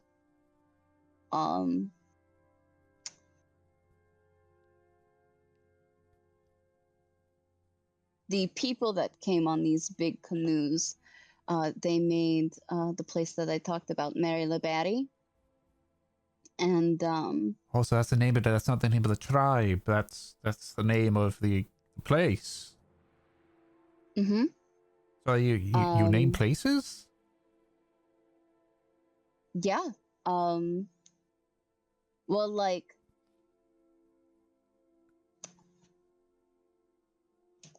people have on like the continents, there are so many people there that there's like multiple places to live, so you have to name those places. Does that make sense? I mean, I get it, but I just can't. I can't imagine it. Well, you'll see. But basically the people there, they came in and met the tribe of Moa, and essentially we kind of merged together, and we made Mary LeBerry. So you're not the tribe of Mary the Bear, you're the tribe of Moa. It's just you've got a place that's so big you had to give it a name. That's right. There's actually the village of Moa, the original village of Moa, that is a little further south from here, and then Mary LeBerry's on the coast. Oh, okay, that makes more sense. It's like what we apparently did. You know, we moved to a different place and left the old place. Just you haven't left the old place yet. Yeah, there are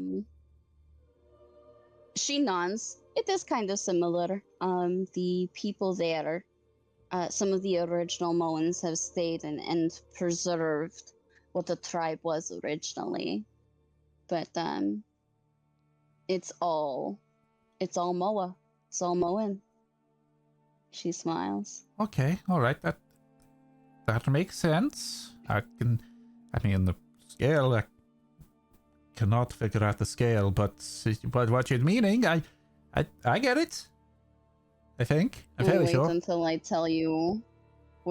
tell you about Cruz.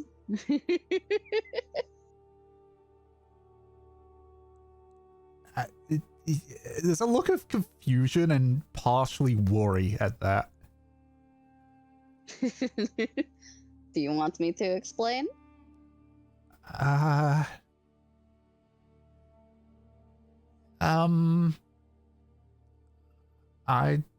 Take your time. part of me saying yes, the other part is just trying to deal with all the stuff you've already said. Okay. Well, you know how those people came on their big canoes? Aye. That's become part of the culture of Moa. The people there, they have big ships that they travel on. They're like little mini tribes in the tribe because there's so many people. Oh, so it's like different families within a tribe. That's right. Yeah. So and you must have big families then.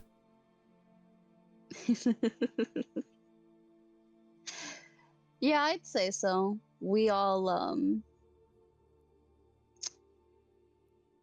have a pretty big families, but it's not like we're all related. Actually, quite the opposite. None of us really are related. Very few people have mothers, fathers, siblings. If we do, we've been adopted into it. Oh, so kind of like what you're offering for me, for us three. Kind of? Yes, no? I'd say it's somewhat similar. Okay. All right. Before you're fully accepted, you'd have to prove yourself capable. But I don't think that will be hard. But yeah, it's part of the reason that we're even as big as we are. Because that place I mentioned, Karmora, Mm-hmm. they don't like people like us. they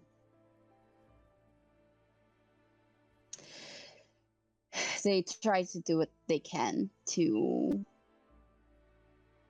get rid of us. See, that part I can understand, because, you know, it sounds like it's just a really, really, really, really, really bigger version of how it is with us and the insects and the Sahuagin. Mm-hmm. So I again cannot fathom the scale, but I know what you mean when you say it. Just scale's mind-boggling. Same story, but bigger. Aye. They you see, the people that came in the big boats, they used to be part of Kolmordak, but something happened, and Kolmordak didn't like them anymore. Tried to get rid of them, so they came and joined Moa. These people, they call them pirates, but we don't like that word.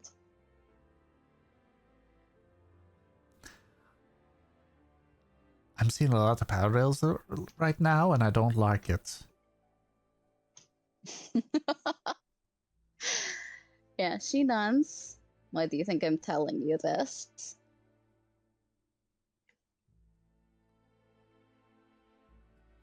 Because I'm awfully curious.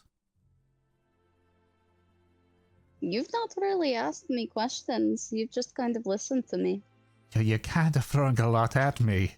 It's kind of hard to ask questions with that. Feel free to pop in anytime. But I'm just saying, this is... Not only are they unfamiliar with your terms, but this is kind of the place for people that don't belong anywhere else.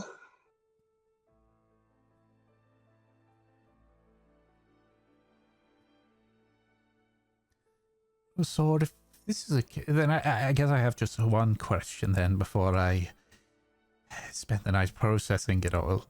Why did the Morans stop reaching out if they're willing to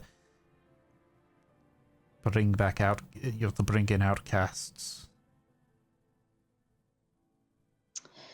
As far as I know, the Moans never stopped reaching out. She gestures to the campfire, the tablets and stones, and how many of them there are. The village elder, they come out every once in a while and leave a tablet here to see if anyone else has come, will show up. The village of Moa tends to this place as much as they can. They've been waiting all this time. She sort of goes onto a stomach, so crawls just to the edge of the pit, just looks down at it and just very quickly reaches to a tablet that's at the edge of the fire and just looks at it, just pulls herself back. The tablet that she pulls out is different from the Moan ones. Okay. You see this one, rather than be of two birds, it's of a hammer. Okay. Compared to the somewhat crudely crafted ones in the Moan tablet, this one is clearly a lot of craftsmanship has been put into it. You sort of assume this is from the grower. Yeah. Just observes it. I've seen these before.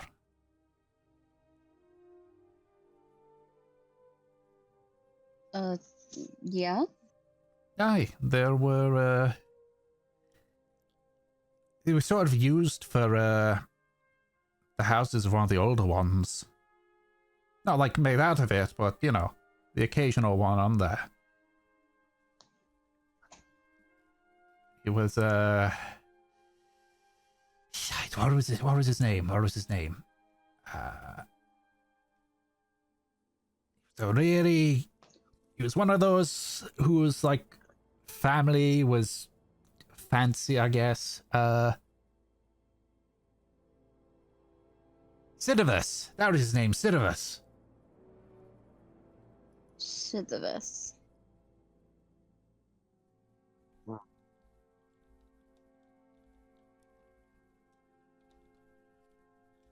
That's how it's spelled. All right.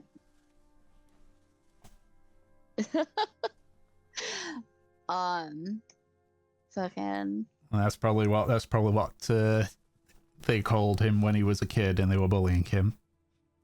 Oh my god. Jesus Christ. Yep, Mev Nons. And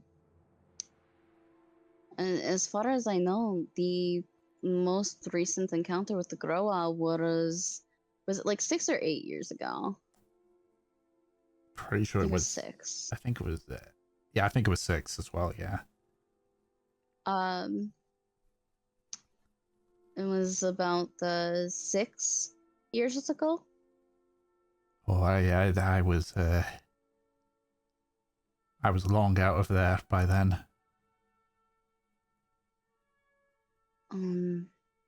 Well, I'm not sure how frequent the meetings were before that. I know that was the last one. Huh. Just like tosses the tablet back into the fire pit. Huh.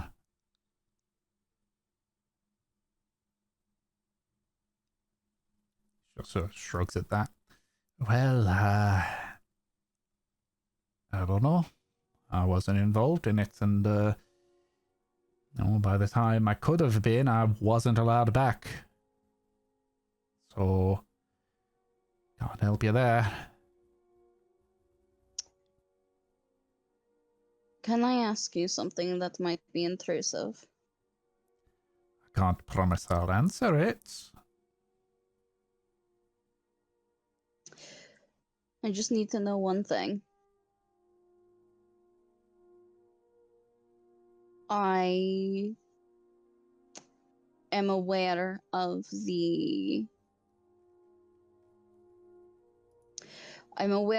how generous I'm being to a stranger. Don't mistake that. I need to know if you were removed from your tribe only because of what you are, or if something else occurred.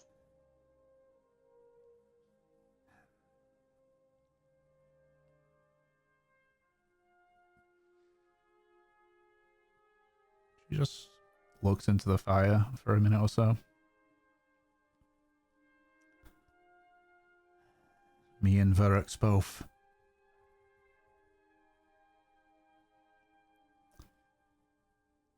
Apparently, we're, what's the wording for it? I guess to them we're just creatures.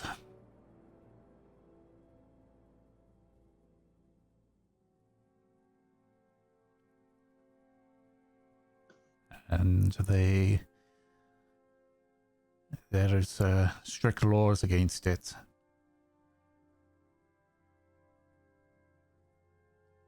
And don't get me wrong, a dwarf and a human, they can have a relationship, but a child? No.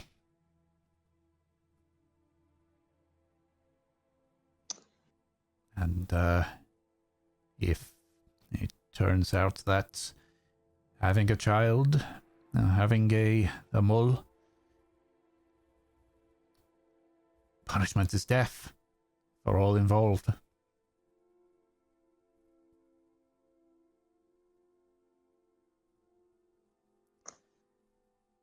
I guess I guess we'd thought that we'd get away with it, but turns out when you start getting your growth spurt, you grow more than a dwarf. Mev holds up a hand for her to stop. That's enough. I only wish to know if what has happened was a result of your character or theirs. And I can firmly say, if all you've told me is true, it is theirs. I see a few tears silently running down her face at that.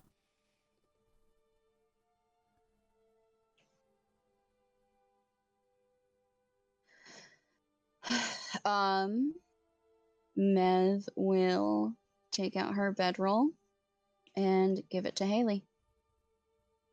Get some rest. You're going to lead us to your people in the morning. All right? I'm not taking you the entire way to them. I'll be shot on sight.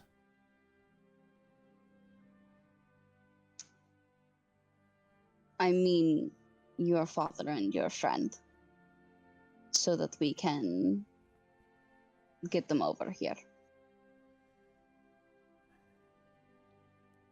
Right. Okay. Sort of like awkwardly picks up the bedroll. You get the feeling she's never actually used one before. Just places down or sort of like lies on top of it. Does she even unroll it? No. It's more she uses it as a pillow. Oh. I will help her set up the bedroll. Yeah. Jesus Christ. Yeah, you set up the bedroll. She sort of like awkwardly looks away at it. You set up the bedroll. Yeah, she lies down on her front, using her arms as a pillow this time. And just very quickly drops off, actually. Like, you swear you swear she is out like a light. Fucking.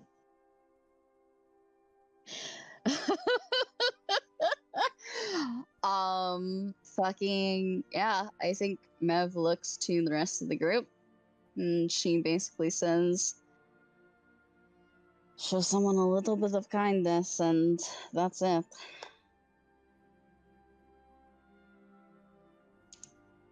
I have a feeling I'm not going to fucking like these Groa.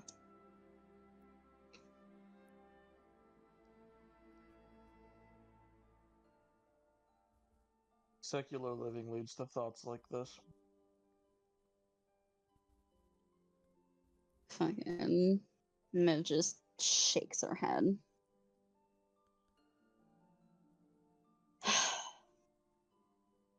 You guys don't mind this, right? That we're going on this little errand? Of course, Mev. We don't want to. We're going to leave them to their fate. We don't want to go get them. No.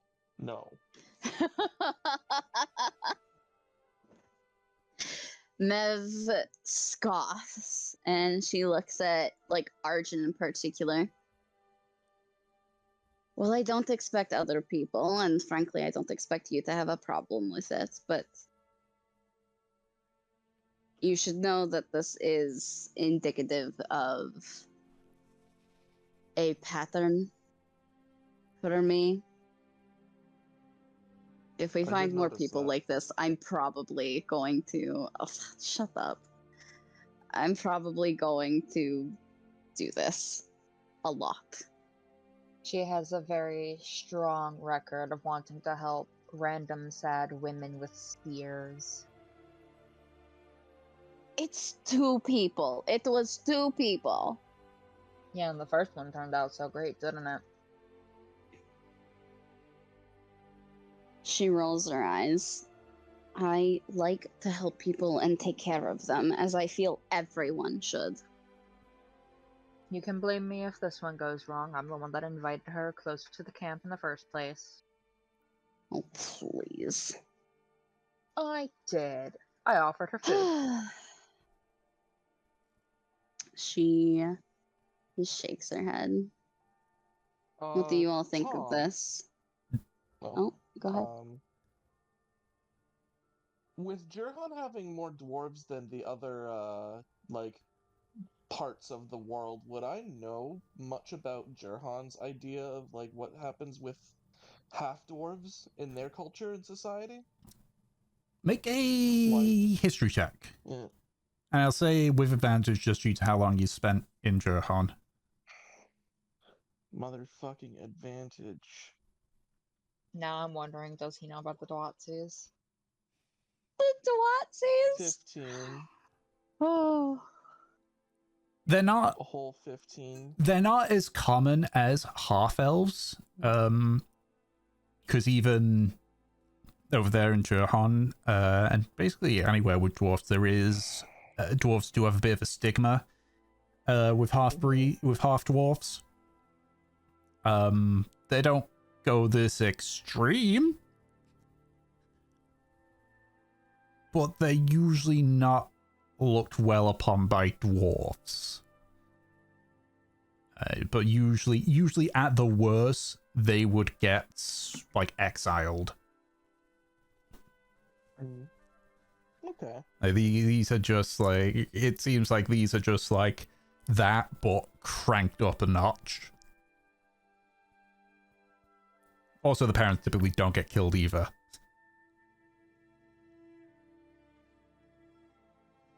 Fucking grow. If you look at the D&D breeding chart, that's actually true. Anyone can fuck a human. Yep. Yep. Yep. Apply the D&D breeding chart. I have only just heard of that now, and I refuse to. I refuse. This is my world. I decide the rules of who gets to fuck who. Imagine being an elf and like your god leaves you in like a fucking playpen with a human, and the human just goes.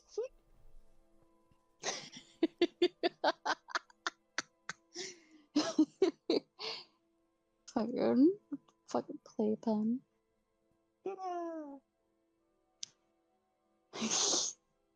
But yeah, Mev asks, what do you guys think about all of this? What she said.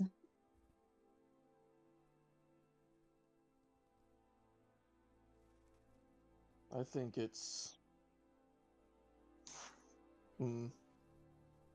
We were going out here to get a more of a unified front for Moa going on it, and it seems like the personal grievances that these tribes have with their own people are going to be the undermining part of that.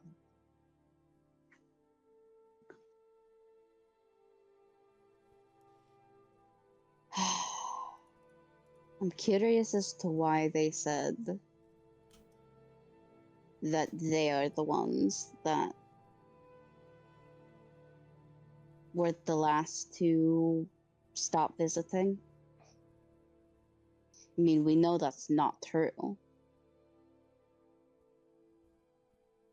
The Moans, from what we've seen, never stop. I think it's probably just a matter of pride.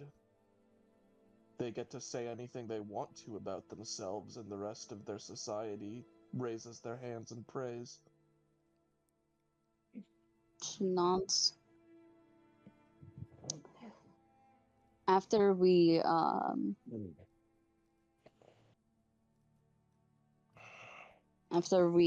pick these people up, take them back to Moa,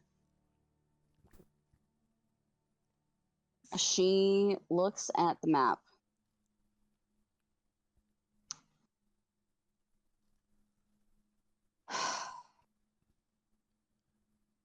We have a slight path to the Exal, but at this point, with doing all of this, we're going to lose those tracks.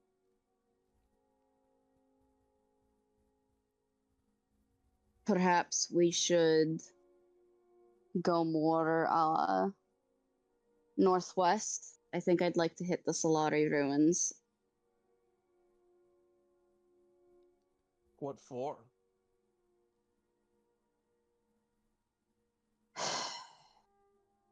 It's weird to me. They claim that they are the last to show up, right? Implying that everyone else dropped off first. As far as we know, the Ixal are the only ones that actually did that. The Solari disappeared. I'd like to see how accurate that is. Get any bit of information that they can before we head up to the Groa and essentially call them fucking stupid.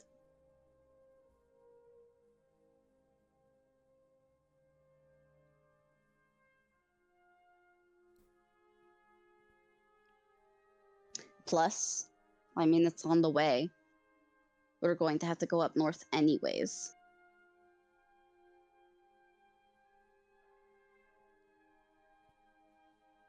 I just don't see the point in visiting a ruin that's as old as the Solari one is. It doesn't seem like there's going to be anything we can glean from that.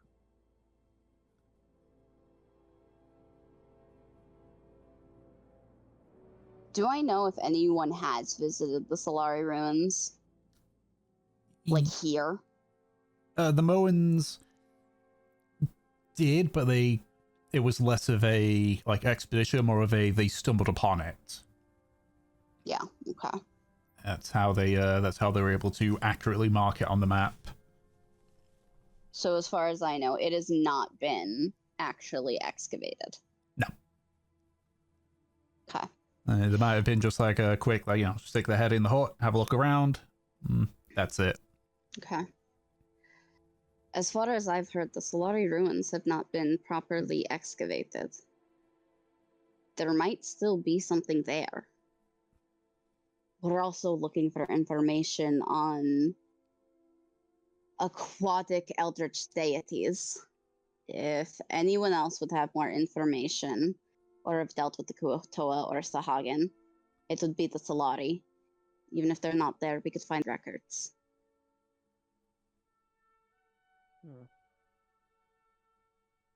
Very well then.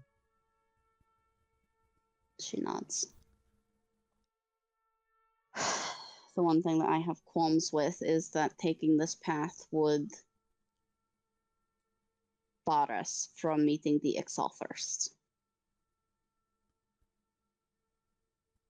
We could go to the Ixal, but then we would spend our time traveling halfway around the island in order to get to the Solari and the Groa.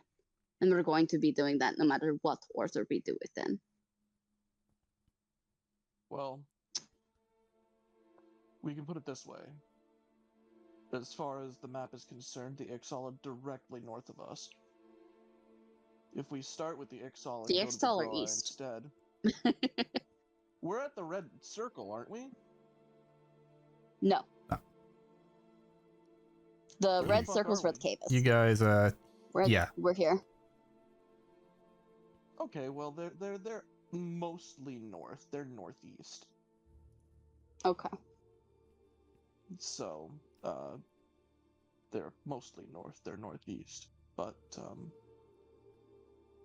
if we start with the Ixal, we don't sacrifice needing to see them at the end or lose track of whatever it was that recently happened involving them. But we move to the Groa after that, and then end with the Solari Door ruins instead. It's not like the ruins are going anywhere, or anything is going to be changing around, surrounding them. She nods. So instead of traveling across, we go around. I think that's a good plan. We're probably going to hit Sahagin on our way. Keep that in mind. Of course, I think that's going to happen any time that we reach the coast. Seems likely to me. All right. So, we are picking up her family, bringing them back to Moa, and then we'll head up to the Ixal, the Groa, then the Solari. All right. Okay.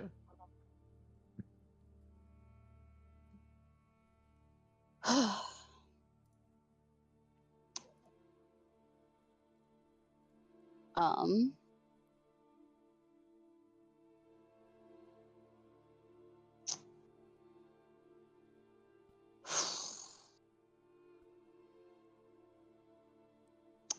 Mev looks at Havelock for a moment. Fireworks? Hell? Fireworks. What the fuck? I'll be right back. I don't see what the fuck's going on with that. Alright. Fucking. I think we can keep going. Mev looks at Havelock for a second, and she looks at Arjun. She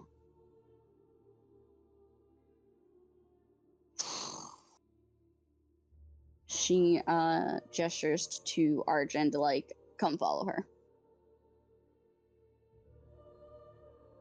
His eyebrows. Avok Okay. is such a good boy. He doesn't need to be told. He's already doing that.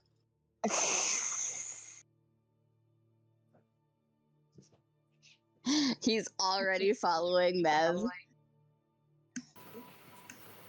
Of course, she's moving. She's moving. Fucking. Yeah, alright. Yeah, she'll take you guys aside. All alone. Yeah. Like, what do you think? Poor fucking Kinling got kicked out of the circle.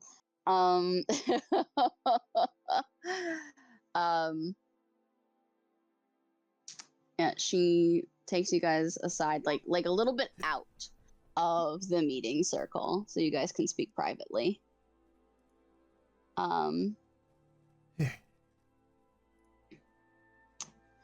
And she says,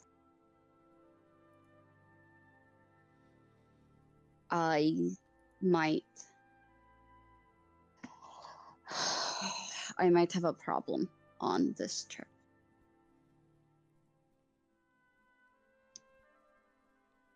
What do you mean? Havelock, I talked to you about what happened with Valkyr.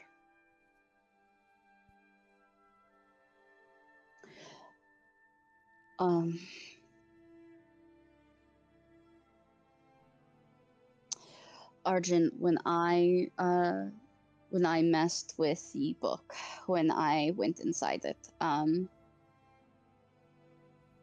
you all saw me erupt in flame, right? But I forgot. Inside, I was in some sort of torrent, storm, pure arcane energy, and when I tried to get through it, when I tried to access the book, something struck at me.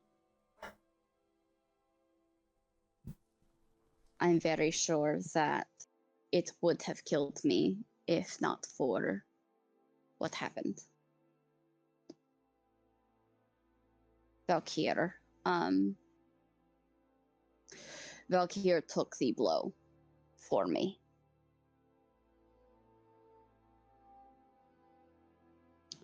Is he dead? Not quite, but he's not quite. He's not whole. Tom, are you back? fucking. I heard him for a second.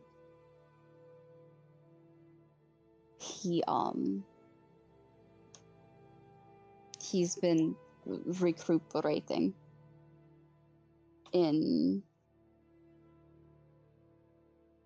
my mind. We've been unable to really communicate for the most part. And I tried to summon him, and he is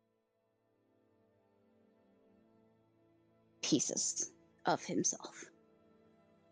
He's barely there.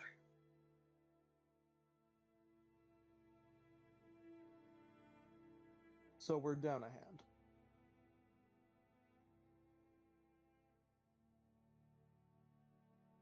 I suppose you could say that, yes. I suppose to you all it would look like that.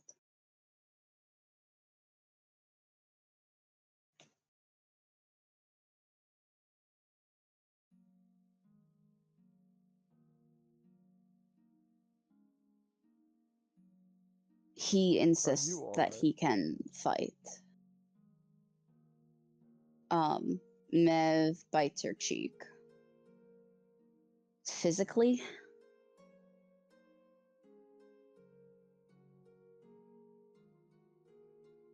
I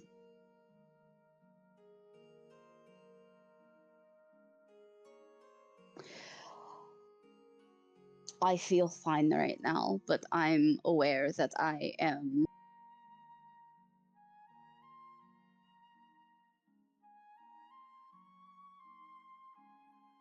essentially barely have access to half of my brain. I know it may not look like that to all of you, because obviously everyone else has one fucking head, but I do not.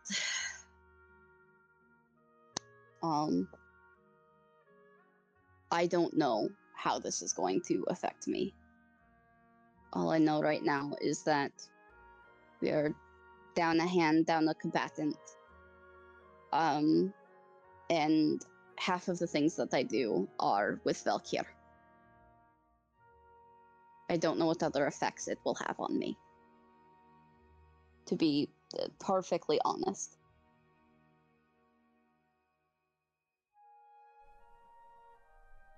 Mev looks at Havelock and like his poor joke. She does not think it's funny right now.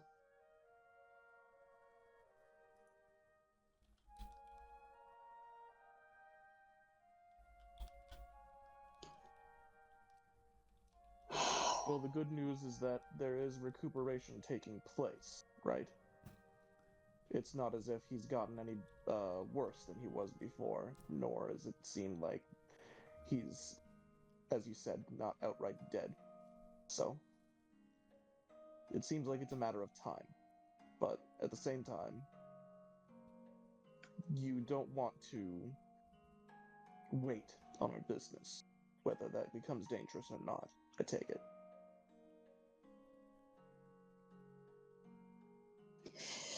No, I don't want to wait. I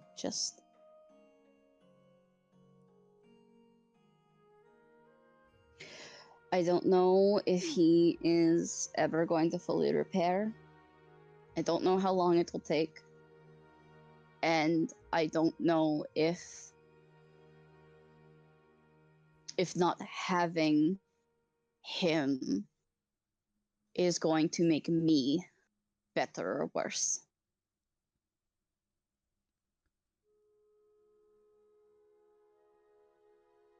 Best thing for you to do is not use any of your magical abilities. Not that I think you were going to in the first place. That might also include your telepathy. Exercising those kinds of things being directly attached to the more supernatural side of you, including Valkyr, could be impeding his growth.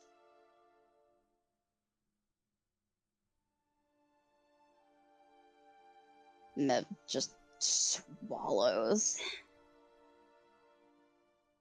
I'm sorry about that.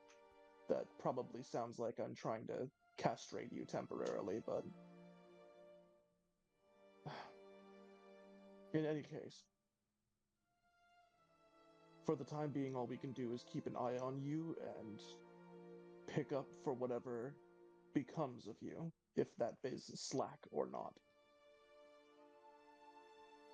We'll make sure that if we encounter any problems, and if you are a problem in those moments, you will be safe, and we will be ready.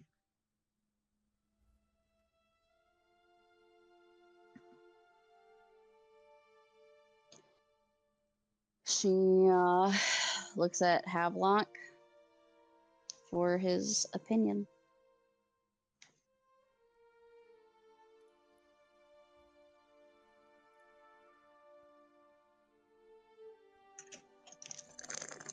Either way, if he gets better, he gets worse. You get better, you'll get worse. We're still gonna be here with.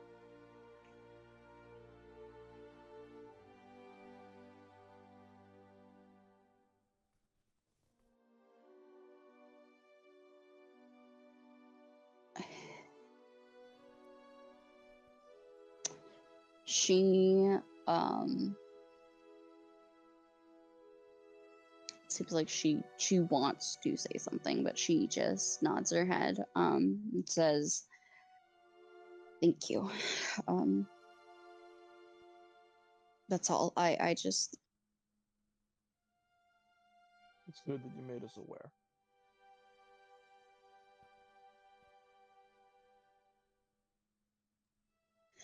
if I'm dragging you guys around an island,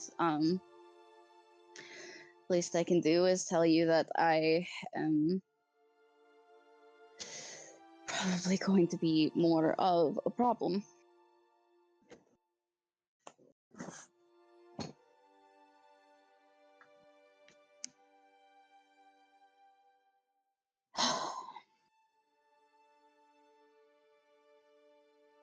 Be sure to make up for it when you're feeling better.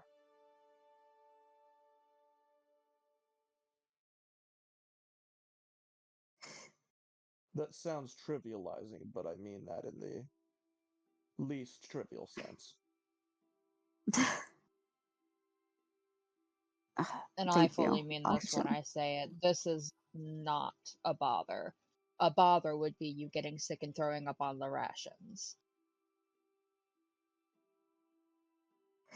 That's oddly specific. Can't. Yes, it is. Have you done that at some point?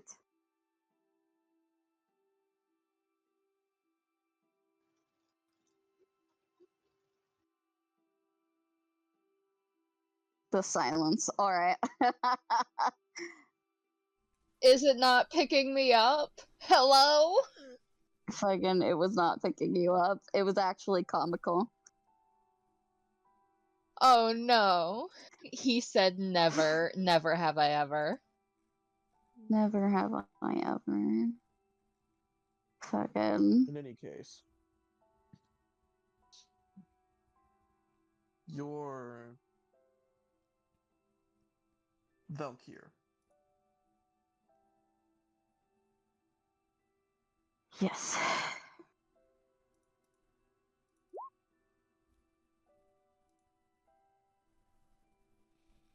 Can he still try to contact you on his own? Or do you have to contact him?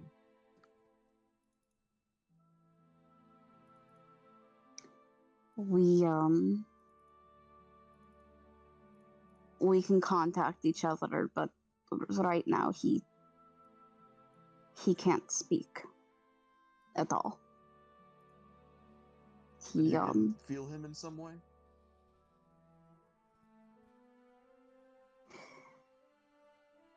I can barely, but he's there. I see.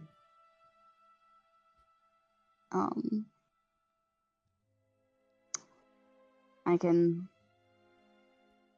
show you, kind of. There's no need for that.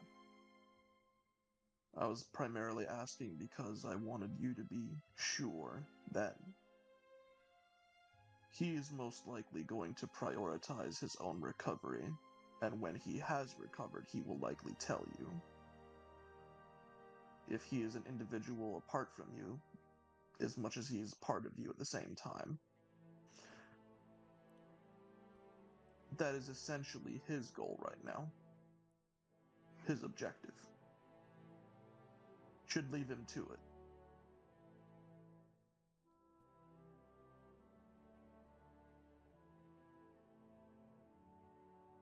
Then again, I don't really know how any of this magical or supernatural stuff really works. So.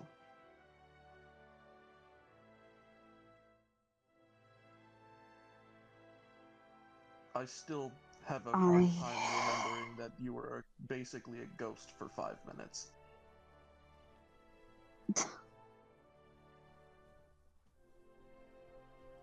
I hate to tell you, but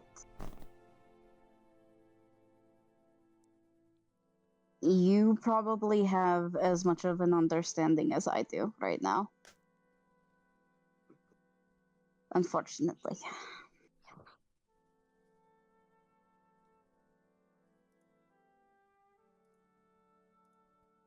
This isn't going to be particularly helpful. If in battle, though, you are going to participate with us, make sure you give us a signal, even if it's something like, I'm going to fight. If you choose not to, we'll make up for that. But if you do, let me know. And I will do my best to fill his shoes. You and I would fight together. I'll flank your enemies. I'll go after who you tell me to. If not, I'll be giving you those kinds of instructions.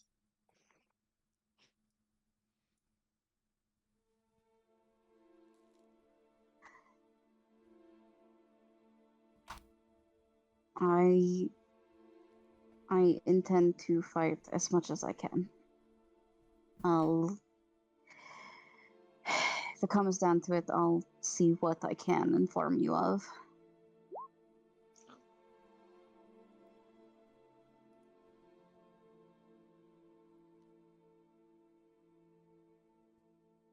In any case, we have business. Oh my We should god. probably get to it.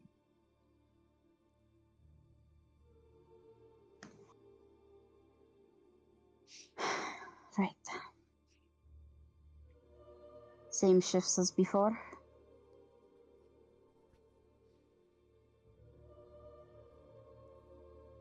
Sure. Alright. Arjun takes first watch. Okie dokie. Arjun, what do you see with your 0 eyes? I'm guessing the part that ooh, I Jesus. see Oh my fucking god. everything. I was going to say, I'm guessing the bit that I missed was just Mev explaining the situation with Valkyr to... Yeah. That was basically it. Okay. Yeah. Explained it to Arjun and Havelock. Yeah, Kindling is not privy to the situation. has to earn that right. Okay, technically it's because of him, so not entirely. Mev did do that of her own volition, but it is technically because of him. Mm-hmm. Either way, still needs to earn it. Good job, Okay. Kindling. Doing a lot of work earning it. Good job, Kindling. Anyway, so with a natural 20, yeah, you're able to keep an eye out. You pay particular attention to the X-File direction, just to see if anything else shows up. Doesn't appear so. And your shift goes on without a hitch. Not gonna miss the fucking bug this time. And just give me 1 second, I think. I don't know if my dog is whining because he's trying to make his bed or if he's whining because fireworks again. I'll be a second. Yep. Good. I'm gonna piss. All right.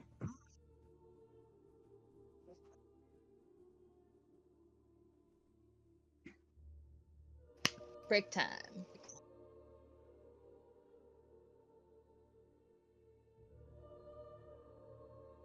Fucking. Is everyone having fun?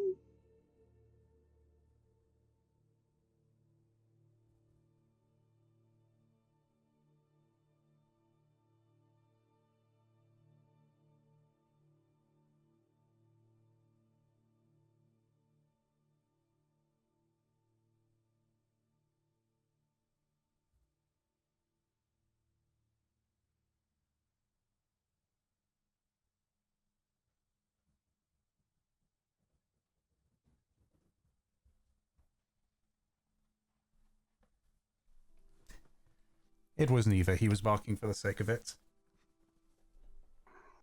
Nice. Okay, so that means it's Havelock and Kindling, if I'm right. Yep. Perception checks, either separate or one with advantage.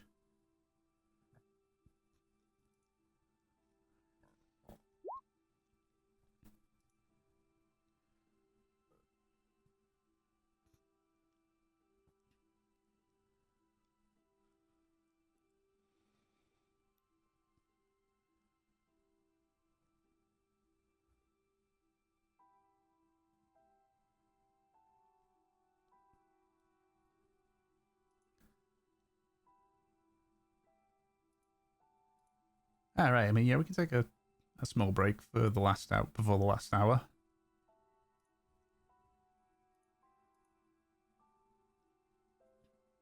All right. Having a fun time, Tom? Yeah, I wasn't expecting it to get roleplay heavy there with Haley, but you know. Here we are. Mev saw her and said, "Ah, another short stack I can adopt." As you do. As you do.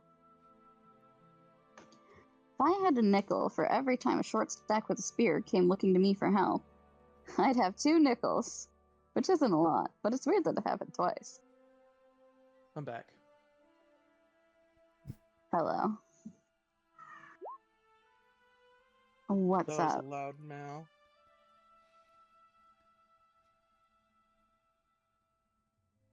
Let's shoot for 3. Just collect a bunch of fucking like tiny women with spears. Yeah, sure. Stack collection. I, for one, would support that choice, but I ain't gonna make it be a reality. Or at least not deliberately, You anyway. would, wouldn't you? Huh? Nothing. I hope you're aware I'm still recording this. I will just rewind it and see what you said. Forget. I said you would, wouldn't you? Yes, and? Yes, and forget.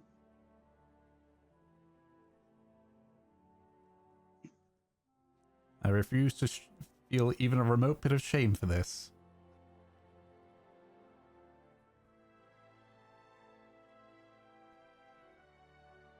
Can't wait to meet up with Fur and be like, I met your doppelganger.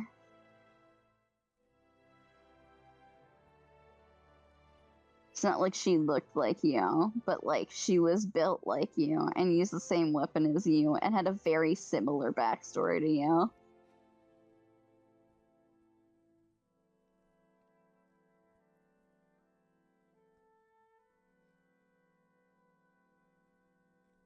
similar backstory, similar themes. Correction.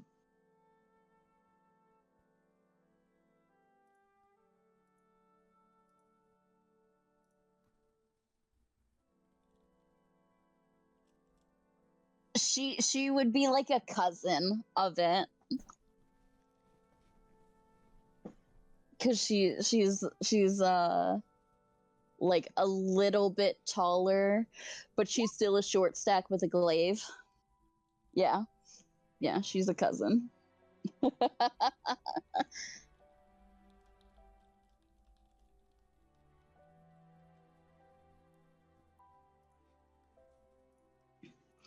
It's funny because Mev, in like her art and everything, she looks tall, but that's because she's by herself. When she's with other people, she's like the smallest.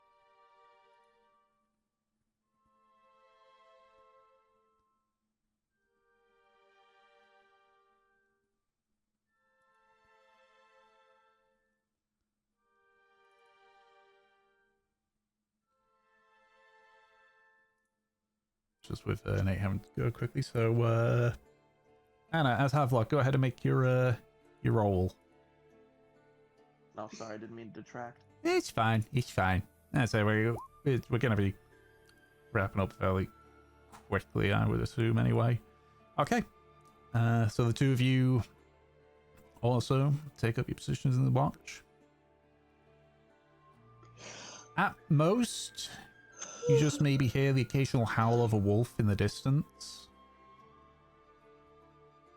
But just with your idea of how things are in terms of distance, it's not far enough to cause an issue. And then we get to Mev's turn. Alright. Around this time as well, Haley does wake up. She's finished her long rest at this point. Mm-hmm.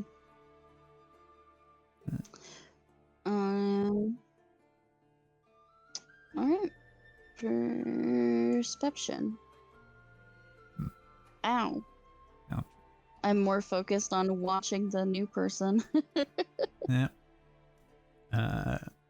Just gives her more a respectful nod and just reaches over to what leftover food there is, even if it is cold at this point, and just starts eating it.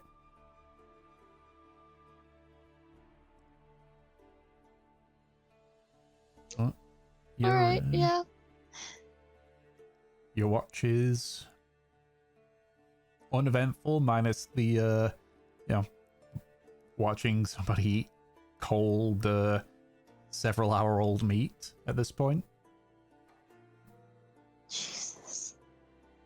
But Alright. eventually, she finishes eating, your shift ends, and everyone is awoken. Haley just gives a stretch. It's like, I needed that.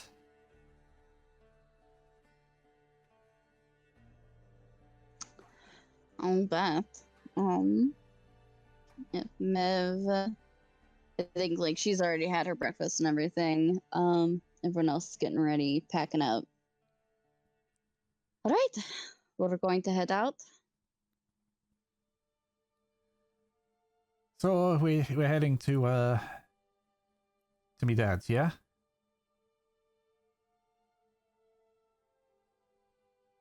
Yeah, that's right. Your father and this friend of yours, Verix. His name's Verix. Verex.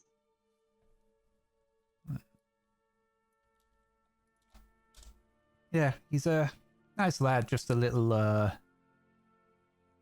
more cautious than me, I guess. You'll have to vouch for us then. Oh, I'm sure he'll listen. I mean, me and me dad anyway. Me dad was all for it. Just told him to be careful. I guess question, since I'm not too familiar with human and so like looks over at Kingling, Tabaxi. how good's your walking endurance?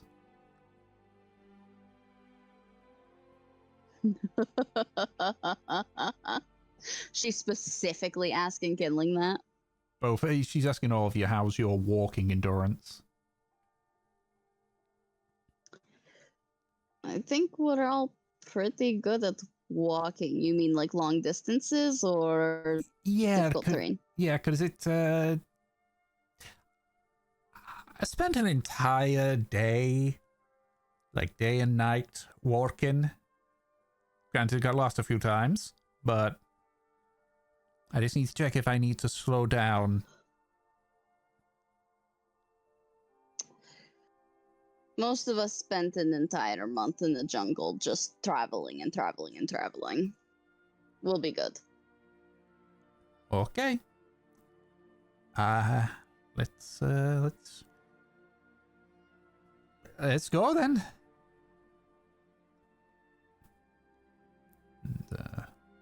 And, Alright. she leads you in the direction you had first seen her from. You begin to head into the jungle. You know what? We won't see what happens, but I want someone to roll a d20 for me. I think. Believe it's Havelock's Yeah, I turn. think that'd be Havelock. Havelock.